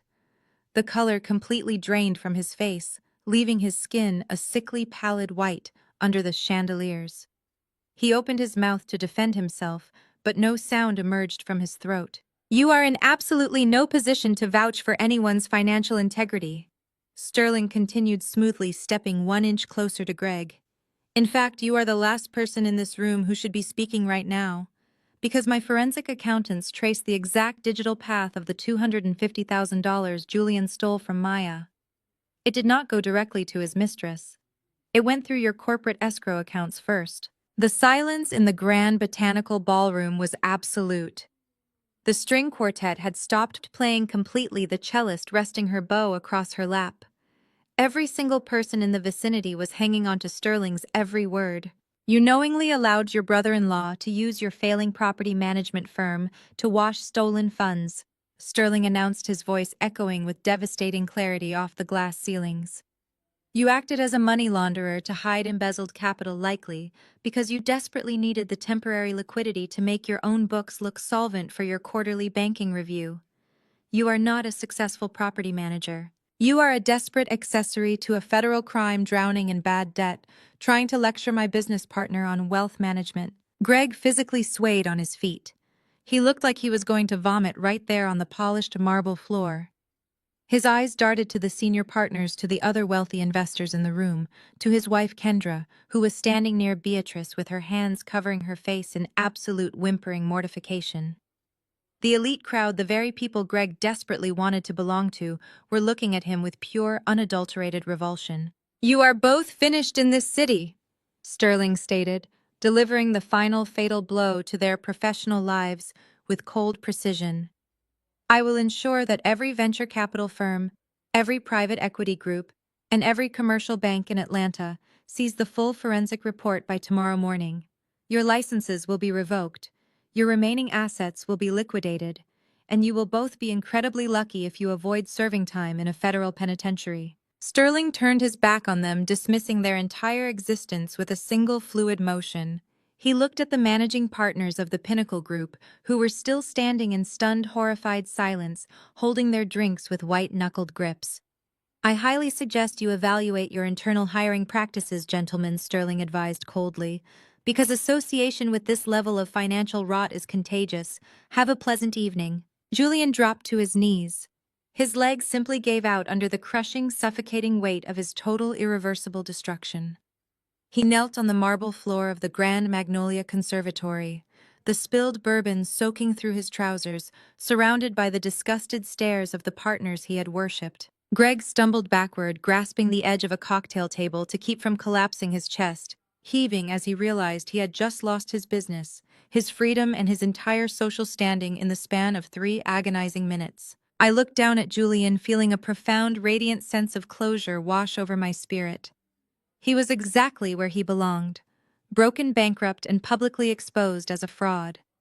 The illusion of his superiority had been shattered into a million irreparable pieces. I did not feel pity. I did not feel sadness. I felt an exhilarating, intoxicating surge of absolute victory. But the night was not quite over.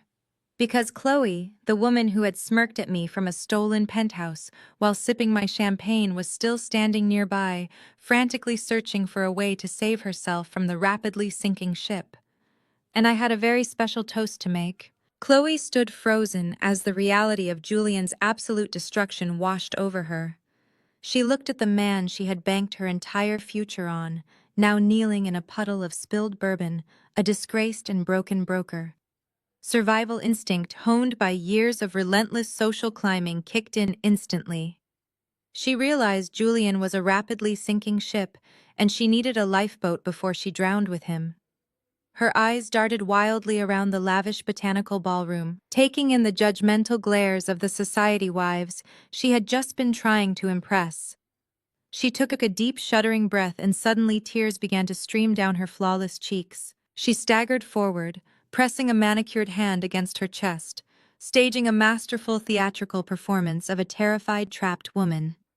She looked at the senior partners, then pointed a trembling finger directly at Sterling. "He is a monster!" Chloe sobbed, her voice echoing shrilly in the quiet conservatory. "He cut off my credit cards. He froze my bank accounts and locked me out of my own home. He trapped me in a marriage with absolutely no financial freedom. I had nothing. Julian was just trying to help me escape an abusive, controlling billionaire.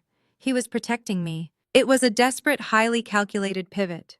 She was attempting to reframe Julian's federal wire fraud as a heroic romantic rescue mission, casting Sterling as the villain and herself as the helpless damsel in distress. She wept loudly, burying her face in her hands, hoping the wealthy men in the room would succumb to their archaic savior complexes and swoop in to defend her honor. A few of the older guests shifted uncomfortably, their expressions softening slightly at the sight of a sobbing woman. Beatrice, always eagerly desperate to spin a narrative that exonerated her golden boy, immediately stepped forward. "She is telling the truth," Beatrice cried out, gesturing frantically toward Chloe. "My son is a natural protector. He saw a woman in desperate need and he acted out of compassion. You cannot possibly blame him for having a good heart." I could not let that ridiculous, insulting narrative stand for a single second. I unlinked my arm from Sterling's and stepped forward. Sterling did not move to stop me. He simply watched with a proud, predatory gleam in his dark eyes, yielding the floor entirely to my vengeance. The time for letting other people speak for my reality was over. I walked purposefully toward the grand stage situated at the front of the magnificent botanical ballroom. The crowd parted instantly, giving me a wide, respectful berth as my sapphire blue gown swept elegantly across the polished marble floor.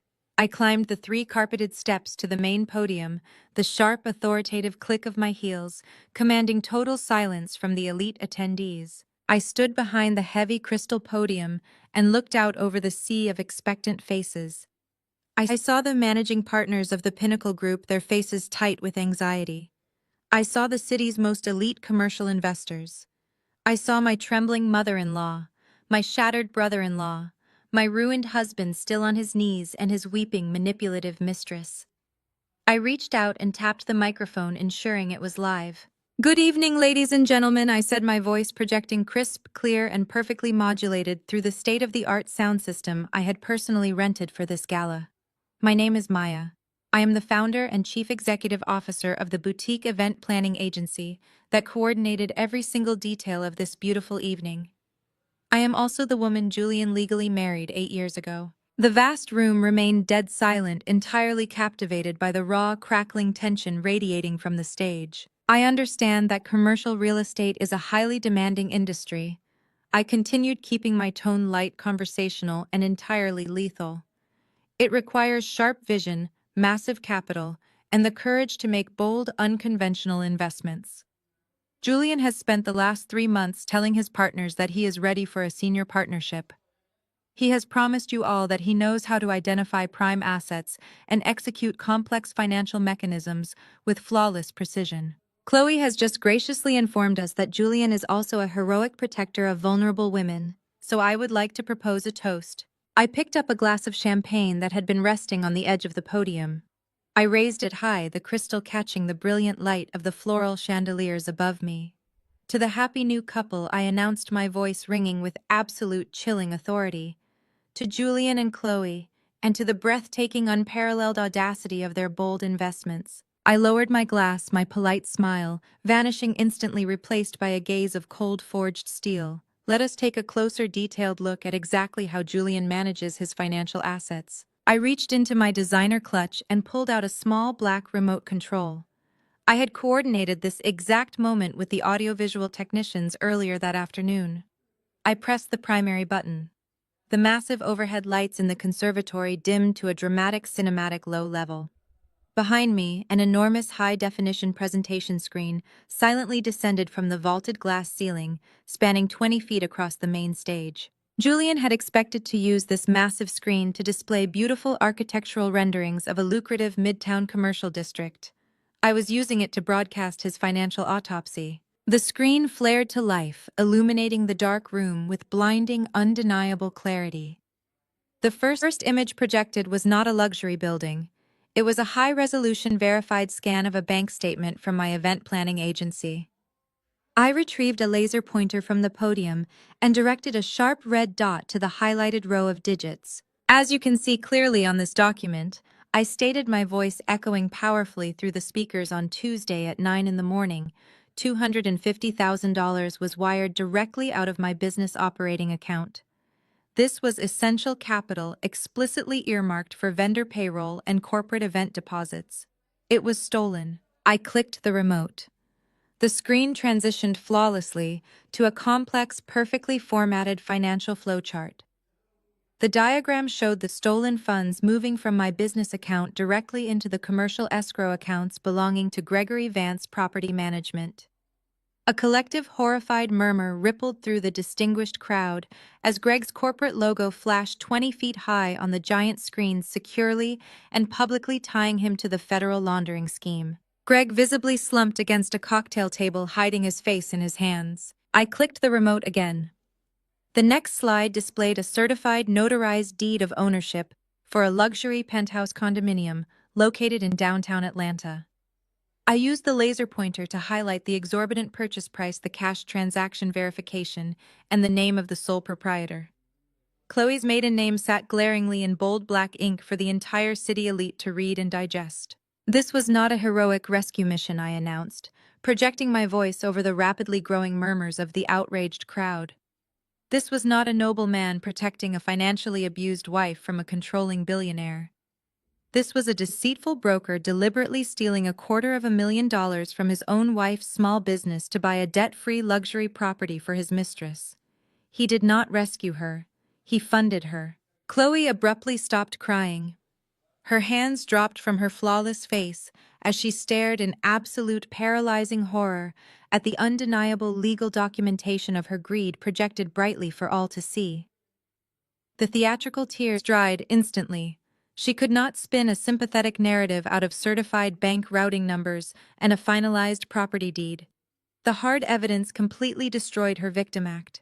To ensure there was absolutely no ambiguity left in the room, I clicked the remote one final time.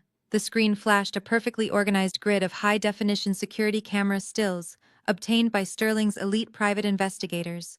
The crystal-clear photos showed Julian and Chloe entering luxury hotels together, kissing intimately in dimly lit restaurants, and walking hand in hand into the very penthouse my stolen money had purchased. Every single image was clearly time-stamped in the bottom corner, irrefutably proving the affair had been ongoing for many months prior to any frozen assets. The botanical ballroom completely erupted.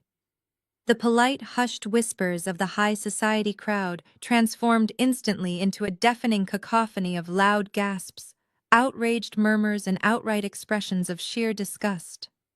The senior partners of the Pinnacle Group looked physically sick, furious that they had brought their most valuable clients to an event coordinated by a common thief.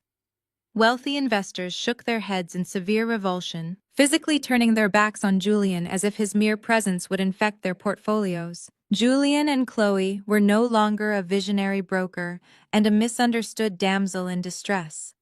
They were completely stripped of their polished, deceitful facades. They were publicly and undeniably branded as thieves, frauds, and parasitic liars.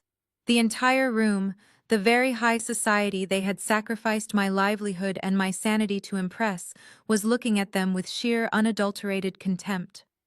Beatrice was weeping silently, finally grasping the inescapable reality of her son's criminality. I stood tall at the podium, bathed in the bright glow of the presentation screen, watching the empire they tried to steal crumble into absolute irreversible dust. I let the images linger on the massive screen, ensuring every person in the room had ample time to absorb the magnitude of the betrayal. The red laser dot remained fixed on the timestamp of a photograph showing Julian and Chloe toasting with champagne glasses on the balcony of the stolen penthouse. That champagne was paid for with my sweat, my late nights, and my unwavering dedication to a man who viewed me as nothing more than a disposable resource. The silence that had initially gripped the room was now entirely shattered by the harsh reality of the evidence.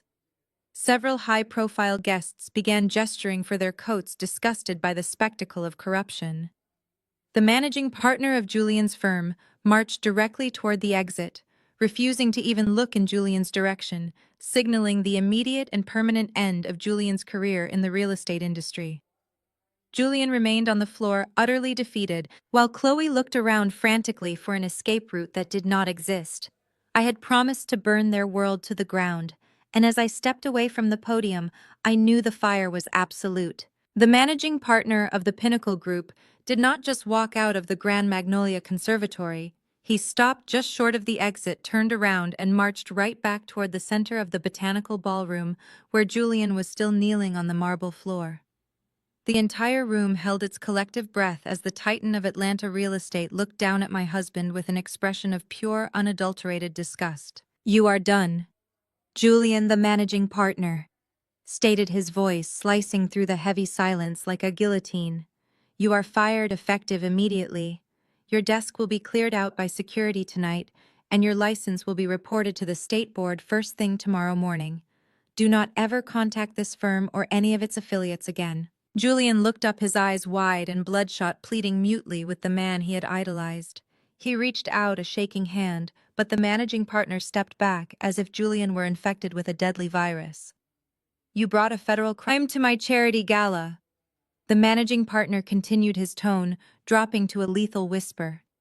"You embezzled from your own wife and used our corporate platform to flaunt it. You are a disgrace to this industry." Without another word, the managing partner turned and walked out the double oak doors, followed swiftly by every other executive in the room. The exodus was absolute. Within 5 minutes, the grand ballroom was entirely deserted, leaving only Julie and Chloe, Greg, Beatrice, and Kendra standing in the wreckage of their destroyed social and professional lives. Sterling placed his hand lightly on my lower back, guiding me toward the private exit we had secured for our departure. We did not look back. We stepped into the cool, humid Atlanta night and slid into the waiting Maybach, the heavy doors sealing us off from the toxic waste dump we had just left behind. We had executed the perfect strike. The following morning, I arrived at my boutique event planning agency, feeling lighter than I had in 8 years. The morning sun poured through the floor-to-ceiling windows of my private office, casting a warm golden glow over my desk. I poured myself a cup of black coffee and opened my laptop, checking the secure corporate trust accounts Sterling and Donovan had established. The $750,000 capital infusion sat safely in the bank, a digital fortress protecting my livelihood and my 12 dedicated employees. My personal phone, which I had kept silenced since the gala, was flooded with panicked voicemails and frantic text messages from numbers I had not yet blocked. Julian had called 42 times. Greg had left 3 rambling voicemails begging for a meeting to explain his side of the money laundering scheme. I deleted every single notification without listening to a single second of their desperate backtracking. They had played their hands and lost everything. At 10 o'clock in the morning, the sleek glass door to my suite swung open. My receptionist stood in the doorway looking incredibly flustered and apologetic. "Maya, I am so sorry," my receptionist stammered, her eyes darting nervously over her shoulder. She pushed right past the lobby desk and I could not stop her. Before I could ask who had bypassed the security protocol, Beatrice shoved her way into my office. The woman standing in front of my desk was a complete shadow of the arrogant, condescending matriarch who had sat on my custom velvet sofa just 2 days ago. Beatrice was not wearing her pristine pearl necklace. Her hair was unkempt, sticking up at awkward angles, and her designer blouse looked wrinkled as if she had slept in it. Her eyes were red-rimmed and puffy swollen from hours of frantic, terrified weeping. "Maya, please!" Beatrice cried out, her voice cracking as she rushed toward my desk. "You have to stop this. You have to call off the lawyers and the police. You are going to ruin my boy's life." I remained perfectly still in my high-backed leather chair, setting my coffee mug down on the glass surface. I did not offer her a seat. I did not offer her a tissue. I looked at the woman who had treated me like a disposable stepping stone for nearly a decade and felt absolutely nothing but cold clinical detachment. Julian ruined his own life. Beatrice, I stated my voice perfectly, even and devoid of any emotion. He committed federal wire fraud. He stole my life savings to buy real estate for his mistress. I am simply letting the justice system process his choices. Beatrice slammed her hands flat on my desk, leaning forward with desperate, pleading eyes. "He made a mistake, Maya. He is a good man who just got caught up with the wrong woman. Chloe manipulated him. She used her billionaire husband's connections to poison Julian's mind. He loves you. He has always loved you. If you press criminal charges, he will go to federal prison. They will take his broker license. He will have nothing." "He left me with nothing," I reminded her sharply, leaning forward to meet her panicked gaze. "He drained my accounts and mocked me. And you sat in my living room and told me to be a good wife and support his financial vision. You told me to forgive his little indiscretions. You told me I lacked the intellect to understand his brilliance. I was wrong." Beatrice sobbed, the tears spilling over her eyelashes and dripping onto my clean glass desk. "I was just trying to protect my son." "A mother protects her children, Maya. You have to understand that. Please, I am begging you. Do not take away his freedom. Do not press charges. We are family." Family, I repeated the word, tasting like pure poison. "Let us talk about family, Beatrice. Let us talk about what I have done for this family over the last 8 years. I stood up from my chair, towering over her hunched, defeated frame. "Do you remember 3 years ago when Greg and Kendra were about to lose their house? Greg had made a terrible commercial investment, and their mortgage was 90 days past due. They were facing immediate foreclosure, and Kendra was pregnant with your first grandchild. Julian came to me crying, saying his sister was going to be homeless." Beatrice squeezed her eyes shut, fresh tears leaking down her cheeks. "I took $40,000 out of my personal savings to cover their back payments." I continued, my voice rising with years of suppressed resentment. "I paid their mortgage for 6 months, so your daughter would not have to sleep in a motel. I gave them that money as a gift, just to keep the peace in this family." And how did Greg repay me? He stood in my hallway 2 days ago, jingling his car keys, and told me I was going to end up on the street. He laughed at my pain and helped your golden boy launder my stolen money. "I was the bank, Beatrice," I stated coldly, slamming my hand down on the desk. "I was the safety net for your entire parasitic bloodline. I paid for Julian's suits. I paid for his real estate exams. I paid for your expensive birthday dinners at the country club because you demanded to be treated like royalty. I funded your entire existence while you smiled to my face and whispered behind my back about how I was just a simple party planner holding your son back from true greatness. Maya, please, Beatrice wailed, dropping to her knees right there in my private office. She clutched the edge of my desk, sobbing hysterically. I will do anything. I will sell my house. I will give you whatever money I have left. Just call off Sterling. Call off the lawyers. Julian cannot survive in prison. He is not strong enough. He is my baby. I looked down at the weeping, broken woman kneeling on my office floor. This was the matriarch who had tried to dictate my worth. This was the woman who had told me I would never work in Atlanta again if I dared to expose her son. Now she was groveling at my feet, offering to sell her own home just to buy her son's freedom. You should have taught your baby not to steal from the woman paying his bills, I said, my voice dropping to a lethal frozen whisper. Your son is a thief. Your son-in-law is an accessory to money laundering. And you are a toxic enabler who happily consumed the harvest until the crops caught fire. I reached across my desk and pressed the button on my intercom system. Security, I said, keeping my eyes locked on Beatrice's horrified face. We have an unauthorized visitor in the executive suite. Please send 2 guards to escort her off the premises immediately. No, Maya, you cannot do this, Beatrice screamed, staggering to her feet as the heavy glass doors to my office swung open. 2 large security guards stepped into the room, flanking her immediately. You are a monster. You are destroying our family out of spite. You destroyed yourselves. Beatrice, I corrected smoothly, returning to my leather chair and picking up my coffee mug. I just turned on the light so everyone could see the rot. The security guards took Beatrice by the arms, firmly but professionally guiding her toward the exit. She thrashed against their grips, screaming my name and hurling insults that echoed down the corporate hallway. I watched her go completely unfazed by her hysterical meltdown. I took a slow sip of my coffee, enjoying the quiet peace that settled over my office the moment she was forcibly removed from my presence. They were frantic. They were terrified. They were desperately trying to backtrack and rewrite the narrative to save themselves from the federal consequences of their own unmitigated greed. But there was no going back. The evidence was secured. The corporate attorneys were already drafting the indictments. And Sterling and I were just getting started on finishing the absolute destruction they brought entirely upon themselves. Julian thought he was walking away unscathed, but he was severely mistaken. 3 days passed in a state of glorious, uninterrupted silence. My office was running at maximum efficiency. The gala vendors had all been paid from my new secure trust, and my clients were none the wiser about the personal warfare happening behind the scenes. I thought Julian was busy licking his wounds and figuring out how to avoid a federal indictment. I had underestimated the sheer desperate audacity of a cornered narcissist. They say a rat will chew off its own leg to escape a trap. Julian and Greg decided to try and chew off mine. It happened on a rainy Thursday morning.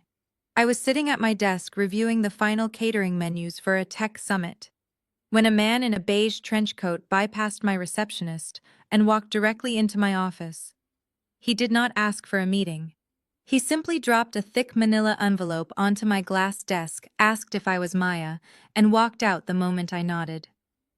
I stared at the envelope, feeling a sudden prickle of apprehension.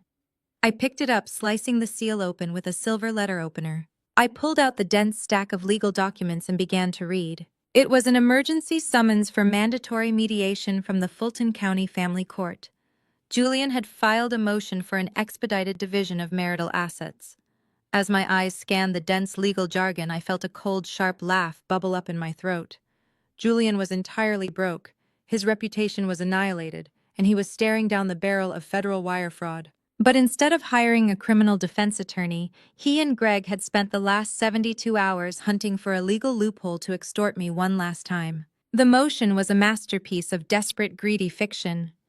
Julian was claiming that because we were still legally and formally married, he was entitled to exactly 50% of my event planning agency. But he was not claiming half of the business as it existed before his embezzlement. He was claiming half of the new valuation. When Sterling initiated the corporate poison pill strategy, He had infused my company with $750,000 in venture capital backing. That massive cash injection, coupled with the exclusive contracts I had just secured, had caused the theoretical valuation of my boutique agency to absolutely skyrocket overnight. On paper, my company was now worth millions. Julian was arguing that since the capital infusion occurred during our legal marriage, he was an equal partner in the explosive growth of the business. He was demanding a multi-million-dollar settlement to relinquish his marital claim. I wanted me to buy him out using Sterling's money. It was breathtakingly arrogant. I thought he had trapped me in a jurisdictional gray area, hoping family court would force a financial settlement before the federal authorities could finalize their criminal investigation into his theft. I picked up my phone and dialed Donovan, the lead corporate attorney Sterling had assigned to my case. Donovan answered on the second ring, sounding completely unbothered. I told him about the summons reading the specific financial demands Julian had outlined. Donovan actually chuckled. I could hear the sound of him typing rapidly on his keyboard. Julian is playing checkers while we are playing chess.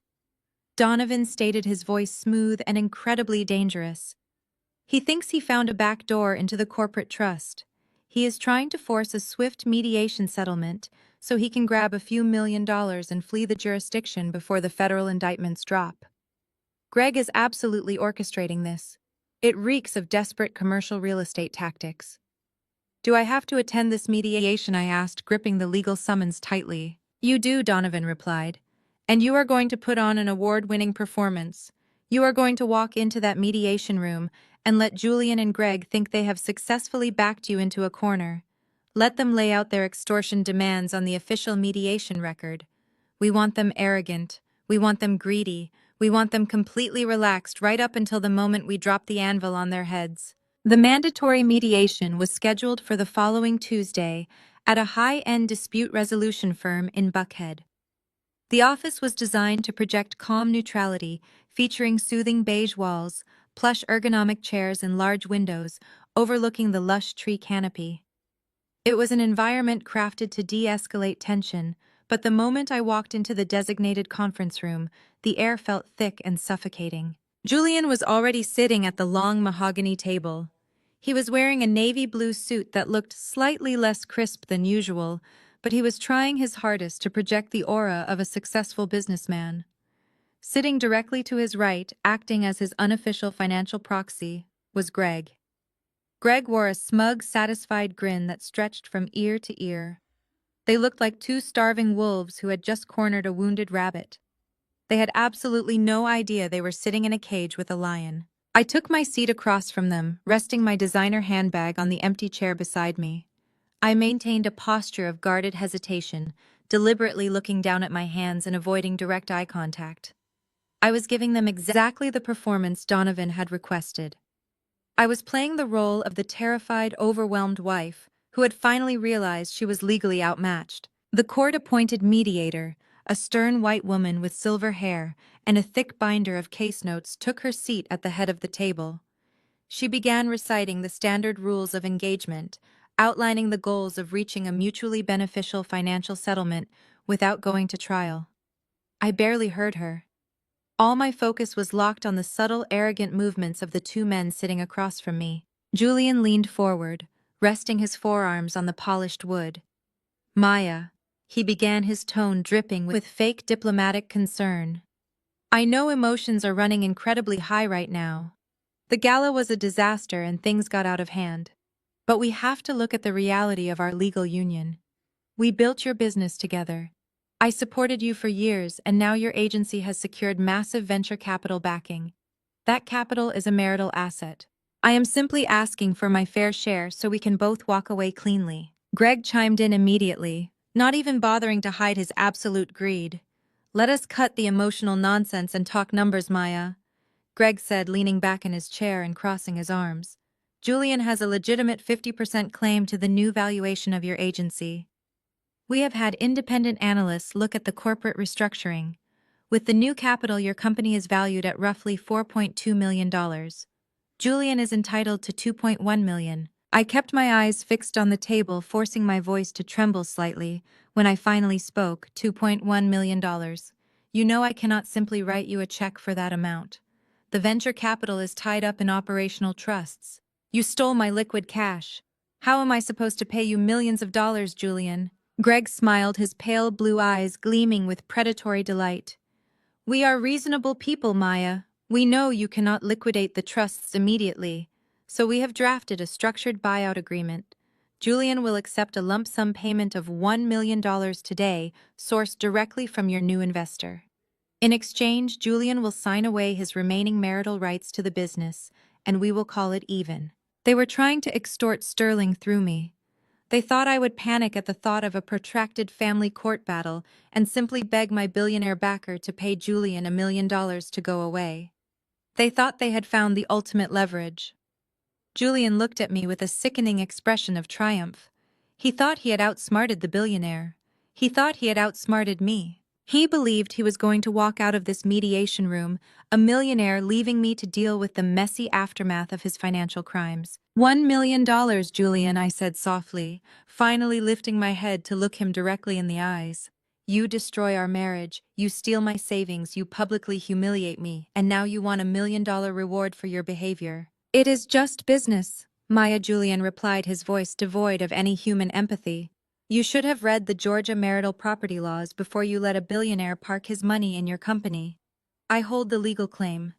You can either sign the settlement agreement today, or I will file an injunction to freeze your entire agency until the divorce goes to trial.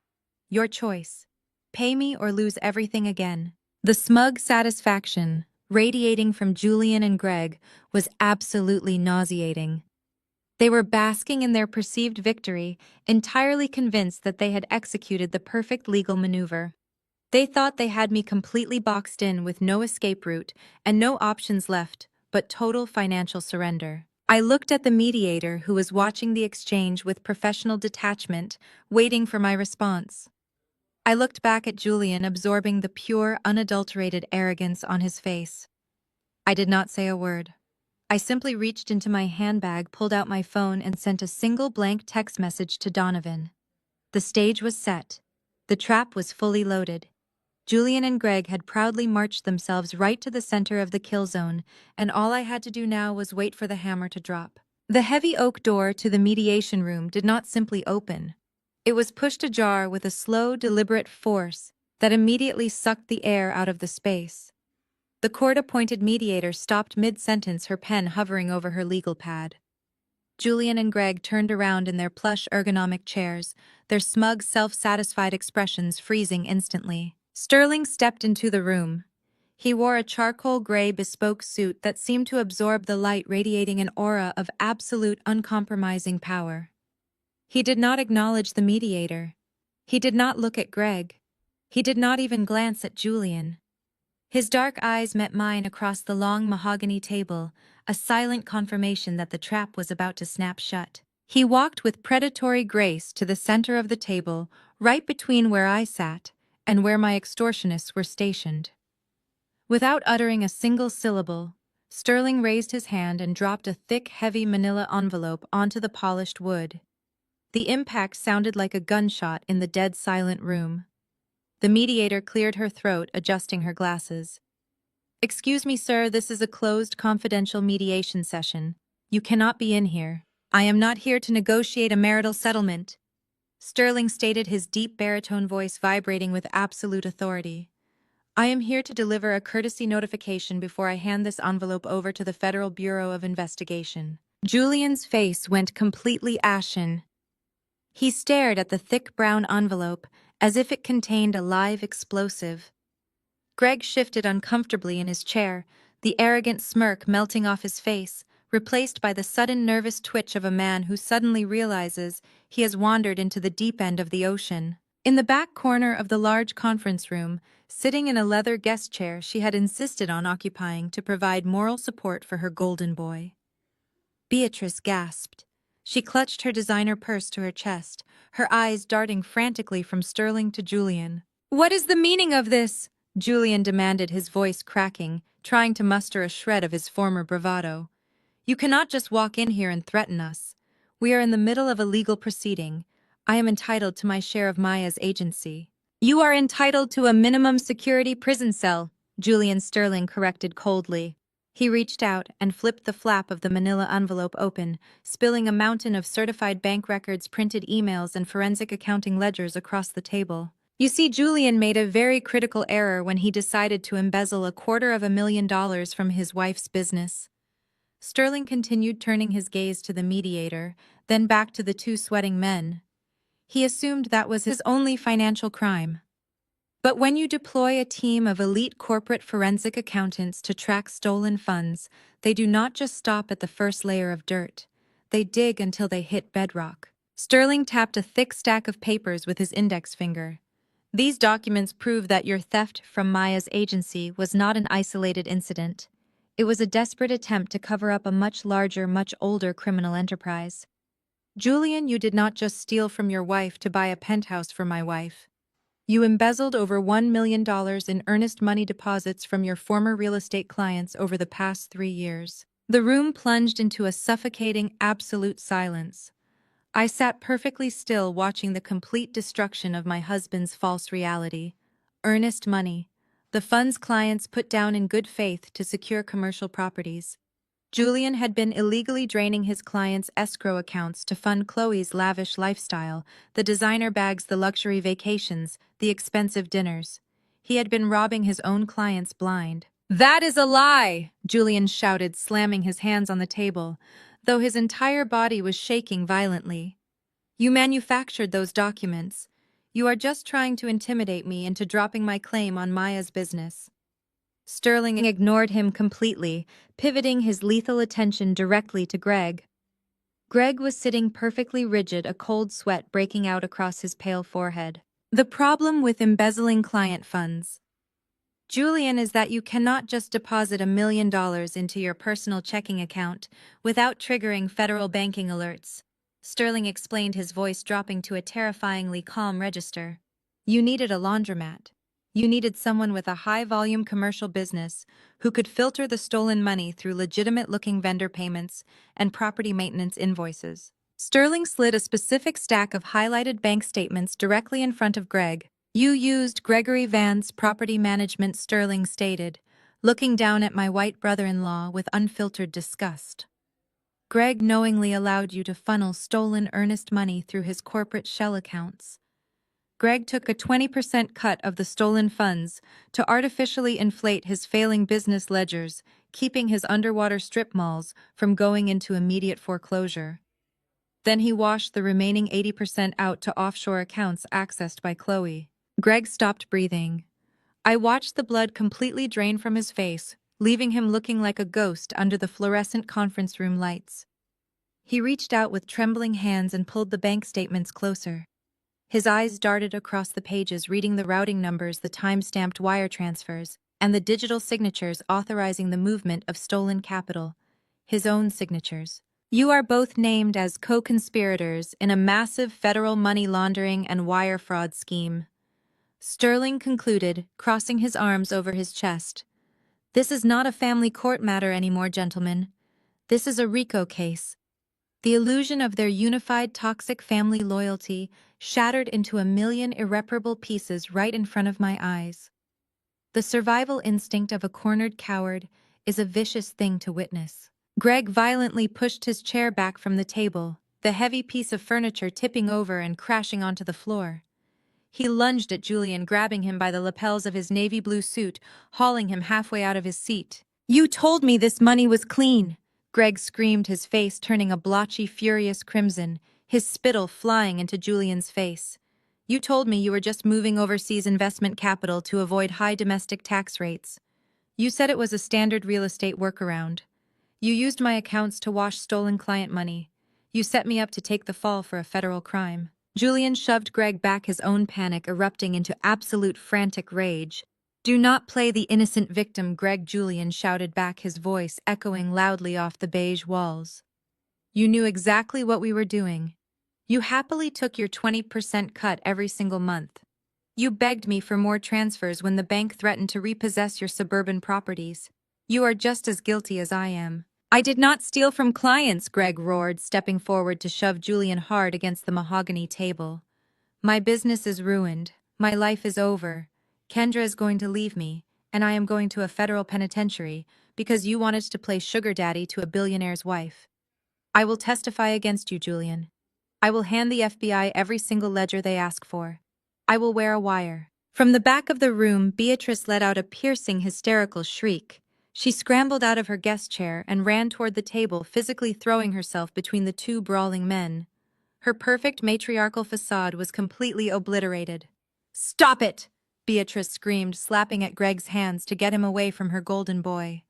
"Both of you stop it right now. This is not Julian's fault. He is a good man. He was manipulated." Beatrice turned her wild, tear-filled eyes toward Sterling, pointing a shaking finger at him. "It is that woman," she shrieked, her voice cracking with desperation. "Chloe. That wicked gold-digging woman corrupted my son. She demanded expensive things. She forced Julian to find extra money to keep her happy. Chloe is the real thief here. She manipulated my boy into making bad choices. Julian is a victim of her greed." Greg let out a harsh, barking laugh of pure disbelief. "Your son is a parasite, Beatrice. He has been stealing from Maya for years, and when he ran out of her money, he started stealing from strangers. He ruined my family to fund his affair." "You are a failure, Greg." Beatrice spat back, her face twisted in ugly defensive rage.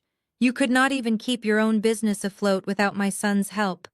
You took the money eagerly, and now you want to throw Julian to the wolves to save your own pathetic skin. You are no better than a common rat." The mediation room descended into total absolute anarchy. The unified front that had ambushed me in my living room, the arrogant duo that had sat smirking at me just 10 minutes ago, was tearing itself apart in a vicious every man for himself brawl. Greg was screaming at Julian, threatening to ruin him in court. Julian was screaming back, blaming Greg for being a willing accomplice. Beatrice was sobbing and yelling, trying to physically shield Julian while hurling vicious insults at Greg and Chloe. The court-appointed mediator had pressed herself back against the far wall, her eyes wide with shock, clutching her binder to her chest. She was completely paralyzed, having never witnessed a domestic dispute escalate into a violent confession of federal money laundering. I sat perfectly still in my chair, my hands resting calmly on the table. I did not say a word. I did not flinch. I just watched them burn. For 8 years, they had treated me as a lesser being. They had drained my resources, mocked my intelligence, and demanded my absolute obedience. They had built an entire ecosystem of wealth and status on the foundation of my labor and Julian's theft. And the moment the lights were turned on, the moment real, unmitigated consequences were introduced, they turned into feral animals willing to cannibalize each other just to survive. Sterling stood beside me, an immovable pillar of calm in the center of the hurricane. He looked down at me, a silent communication passing between us. We had not just defeated them. We had fundamentally broken their entire reality. They were no longer worrying about dividing my event planning agency. They were realizing that their lives as free elite citizens of Atlanta were completely and permanently over. I watched Greg throw another shove at Julian, knocking a water pitcher off the table where it shattered against the floor.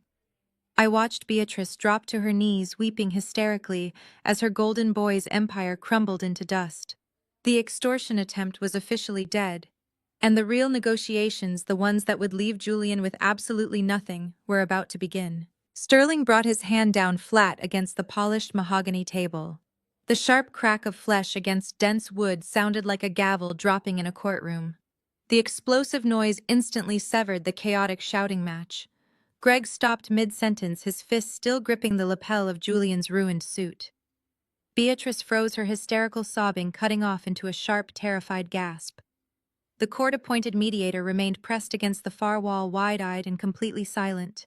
The sheer gravitational force of Sterling's presence sucked the remaining oxygen from the room, demanding absolute submission. I remained seated, my posture perfectly straight, my hands folded neatly in front of me. I looked at the pathetic, fractured remnants of the family that had spent 8 years trying to convince me I was inferior. They were disheveled, sweating and panting like cornered animals. I reached into my designer handbag and withdrew a sleek black leather folder. I placed it on the table and opened it, revealing a crisp stack of legally binding documents prepared by Donovan and his team of corporate sharks. "Sit down, Julian," I commanded. My voice did not shake. It carried the cold, absolute authority of a woman who held the executioner's switch. Julian slowly released Greg's suit jacket.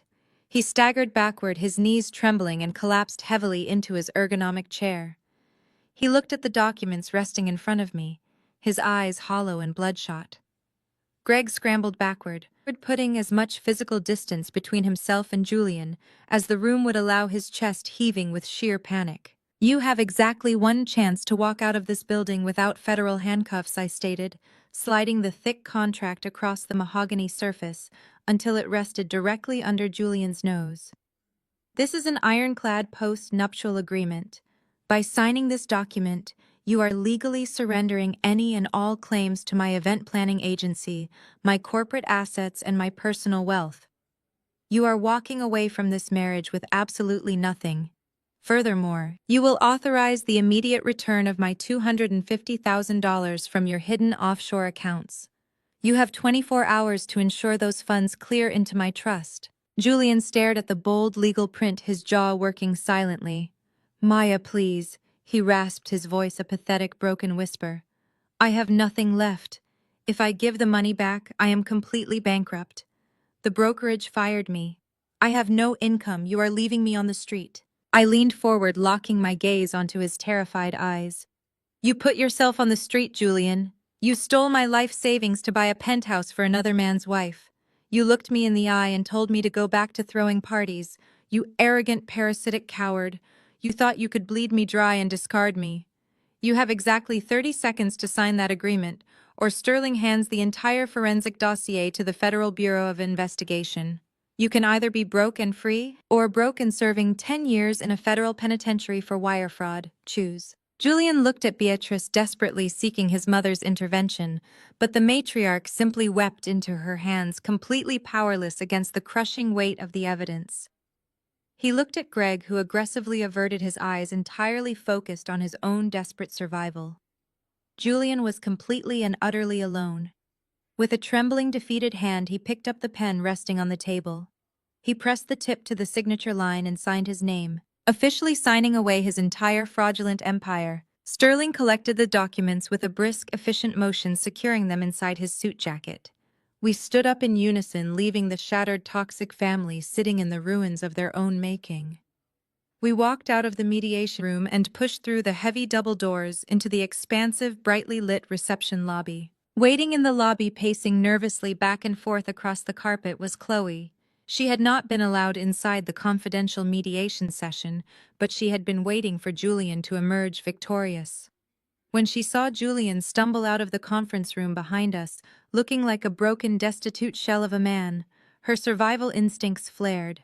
She took one look at Sterling's immaculate, unbothered posture and instantly calculated the shifting power dynamics.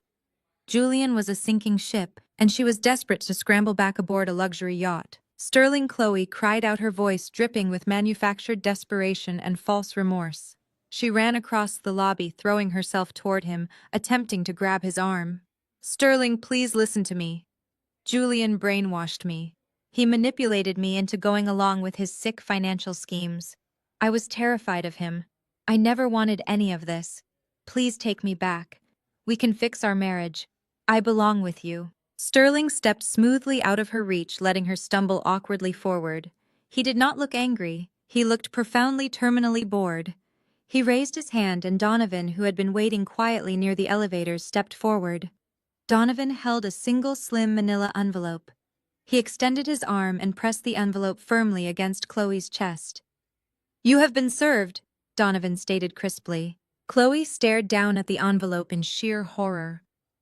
"What is this?" she stammered, her flawless makeup beginning to crack under the strain of absolute panic. "Those are your divorce papers," Sterling replied, his voice echoing coldly through the reception lobby. "I suggest you read the infidelity clause of our prenuptial agreement very carefully. Your deliberate, documented affair with a third-rate real estate broker has triggered a total asset forfeiture. You are receiving zero alimony. You are permanently locked out of all residential properties, and your access to my corporate accounts has been permanently revoked. You are leaving this marriage with the exact same net worth you had when you entered it. Absolutely nothing." Chloe dropped to her knees right there in the middle of the dispute resolution firm's lobby. She wailed a loud, ugly, piercing sound of pure, unadulterated defeat. She looked back at Julian, her former partner in crime, who simply stared at her with vacant, dead eyes. They had tried to steal an empire, and they had both ended up with absolutely nothing. Sterling offered me his arm, and we walked out of the building, stepping into the bright, warm Atlanta sunlight, completely free from the parasites that had tried to drain us. 6 months later, the air in Atlanta had turned crisp and cool, mirroring the refreshing, absolute clarity of my new life. The landscape of my existence had fundamentally and gloriously transformed, while the people who tried to bury me had reaped the exact harvest they had sown. The federal investigation had eventually caught up with Julian and Greg, largely due to the massive, undeniable paper trail they had sloppily left behind in their panic. While they managed to avoid prison time by liquidating every single asset they owned and cooperating fully with the authorities, the Internal Revenue Service showed them absolutely no mercy. Julian was currently working a minimum wage retail job at a home improvement store just outside the city limits. His wages were being aggressively garnished by the federal government to pay off massive fraud penalties and back taxes. The charismatic, arrogant broker who had mocked my intellect was now wearing a brightly colored vest and helping customers locate plumbing supplies. Chloe had abandoned him the very same week the divorce papers were finalized. Realizing Julian was entirely broke and permanently blacklisted from the real estate industry, she packed whatever clothes she could carry and fled to a cheap, cramped apartment in a different state, stripped of her designer wardrobe and her high society status. Greg and Kendra had faced a similarly brutal downfall. In order to pay the exorbitant legal fees required to keep Greg out of a federal penitentiary, they were forced to sell their sprawling custom-built suburban home. They downsized to a tiny rented townhouse, their country club memberships revoked, and their social standing completely annihilated. Beatrice, the arrogant matriarch who had treated me like a walking ATM, had become a total social pariah. The true story of her son's embezzlement and her own toxic enabling had spread through the Buckhead elite like wildfire. She rarely left her home now, far too ashamed to show her face among the women she used to boast to. Meanwhile, my boutique event planning agency had officially become the premier undisputed event firm in the entire city of Atlanta. The Pinnacle Group Gala had been a resounding, massive success, entirely credited to my flawless execution under extreme pressure. With Sterling's initial venture capital backing and my own relentless work ethic, we had expanded into commercial corporate retreats, high-level charity functions, and exclusive society weddings. I had paid back Sterling's initial investment with interest, securing my absolute financial independence.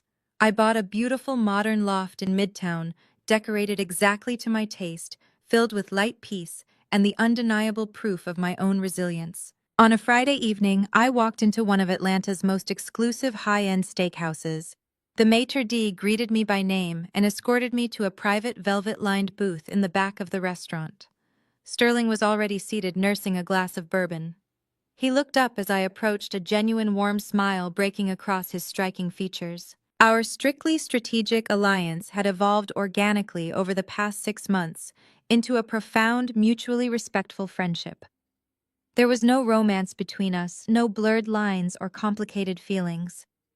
It was a partnership built on absolute integrity, shared ambition, and the unique, unbreakable bond of two people who had stood shoulder to shoulder in the trenches and emerged victorious. To the most successful CEO in Atlanta, Sterling said, raising his glass as I took my seat. I reviewed the quarterly reports for your agency, Maya. You are exceeding every single projection. I smiled, raising my own glass of vintage champagne to meet his. To ruthless partnerships and unbreakable boundaries, I replied. The crystal glasses chimed musically together, a sound of pure, unadulterated triumph. As the waiter approached to pour my water, my personal cell phone buzzed softly inside my designer clutch. I pulled the device out and glanced at the illuminated screen. It was a text message from an unsaved number, but I recognized the phrasing instantly. Maya, please, I am so sorry. I made the biggest mistake of my entire life. I miss you. I miss our life. I am struggling so hard right now, and I just need someone to talk to. Please, can we just get coffee? I know I do not deserve it, but I need you. Julian. I sat back against the plush velvet booth staring at the glowing text message. 6 months ago, receiving a message like this from my husband would have sent me into an emotional tailspin. I would have felt a surge of validation, a pang of pity, or a rush of burning vocal anger. I would have crafted a long, scathing reply, eager to twist the knife and remind him of exactly how badly he had failed. But as I read the pathetic, groveling words of the man who had tried to destroy me, I realized something incredibly beautiful. I felt absolutely nothing. There was no anger. There was no sadness. There was no lingering desire for revenge. Looking at his name on my screen felt like looking at a stranger's typo. The profound, suffocating hold he and his toxic family once had over my emotions was completely and permanently severed. I smiled, a gentle, peaceful expression of total liberation. I tapped the screen, selected his contact information, and pressed block. I did not type a reply. I did not send a witty comeback or a cruel reminder of his minimum wage reality. I simply erased his digital presence from my device, setting the phone face down on the pristine white tablecloth. "Everything all right?" Sterling asked, taking a sip of his bourbon. "Everything is perfect," I replied, looking out over the softly lit, elegant restaurant. I picked up a menu, my mind completely clear, my heart entirely light and my future stretching out before me, brilliant and fiercely my own. The ultimate victory was not the money, the corporate success, or even the devastating downfall of the people who betrayed me. The ultimate victory was realizing that they simply no longer mattered at all.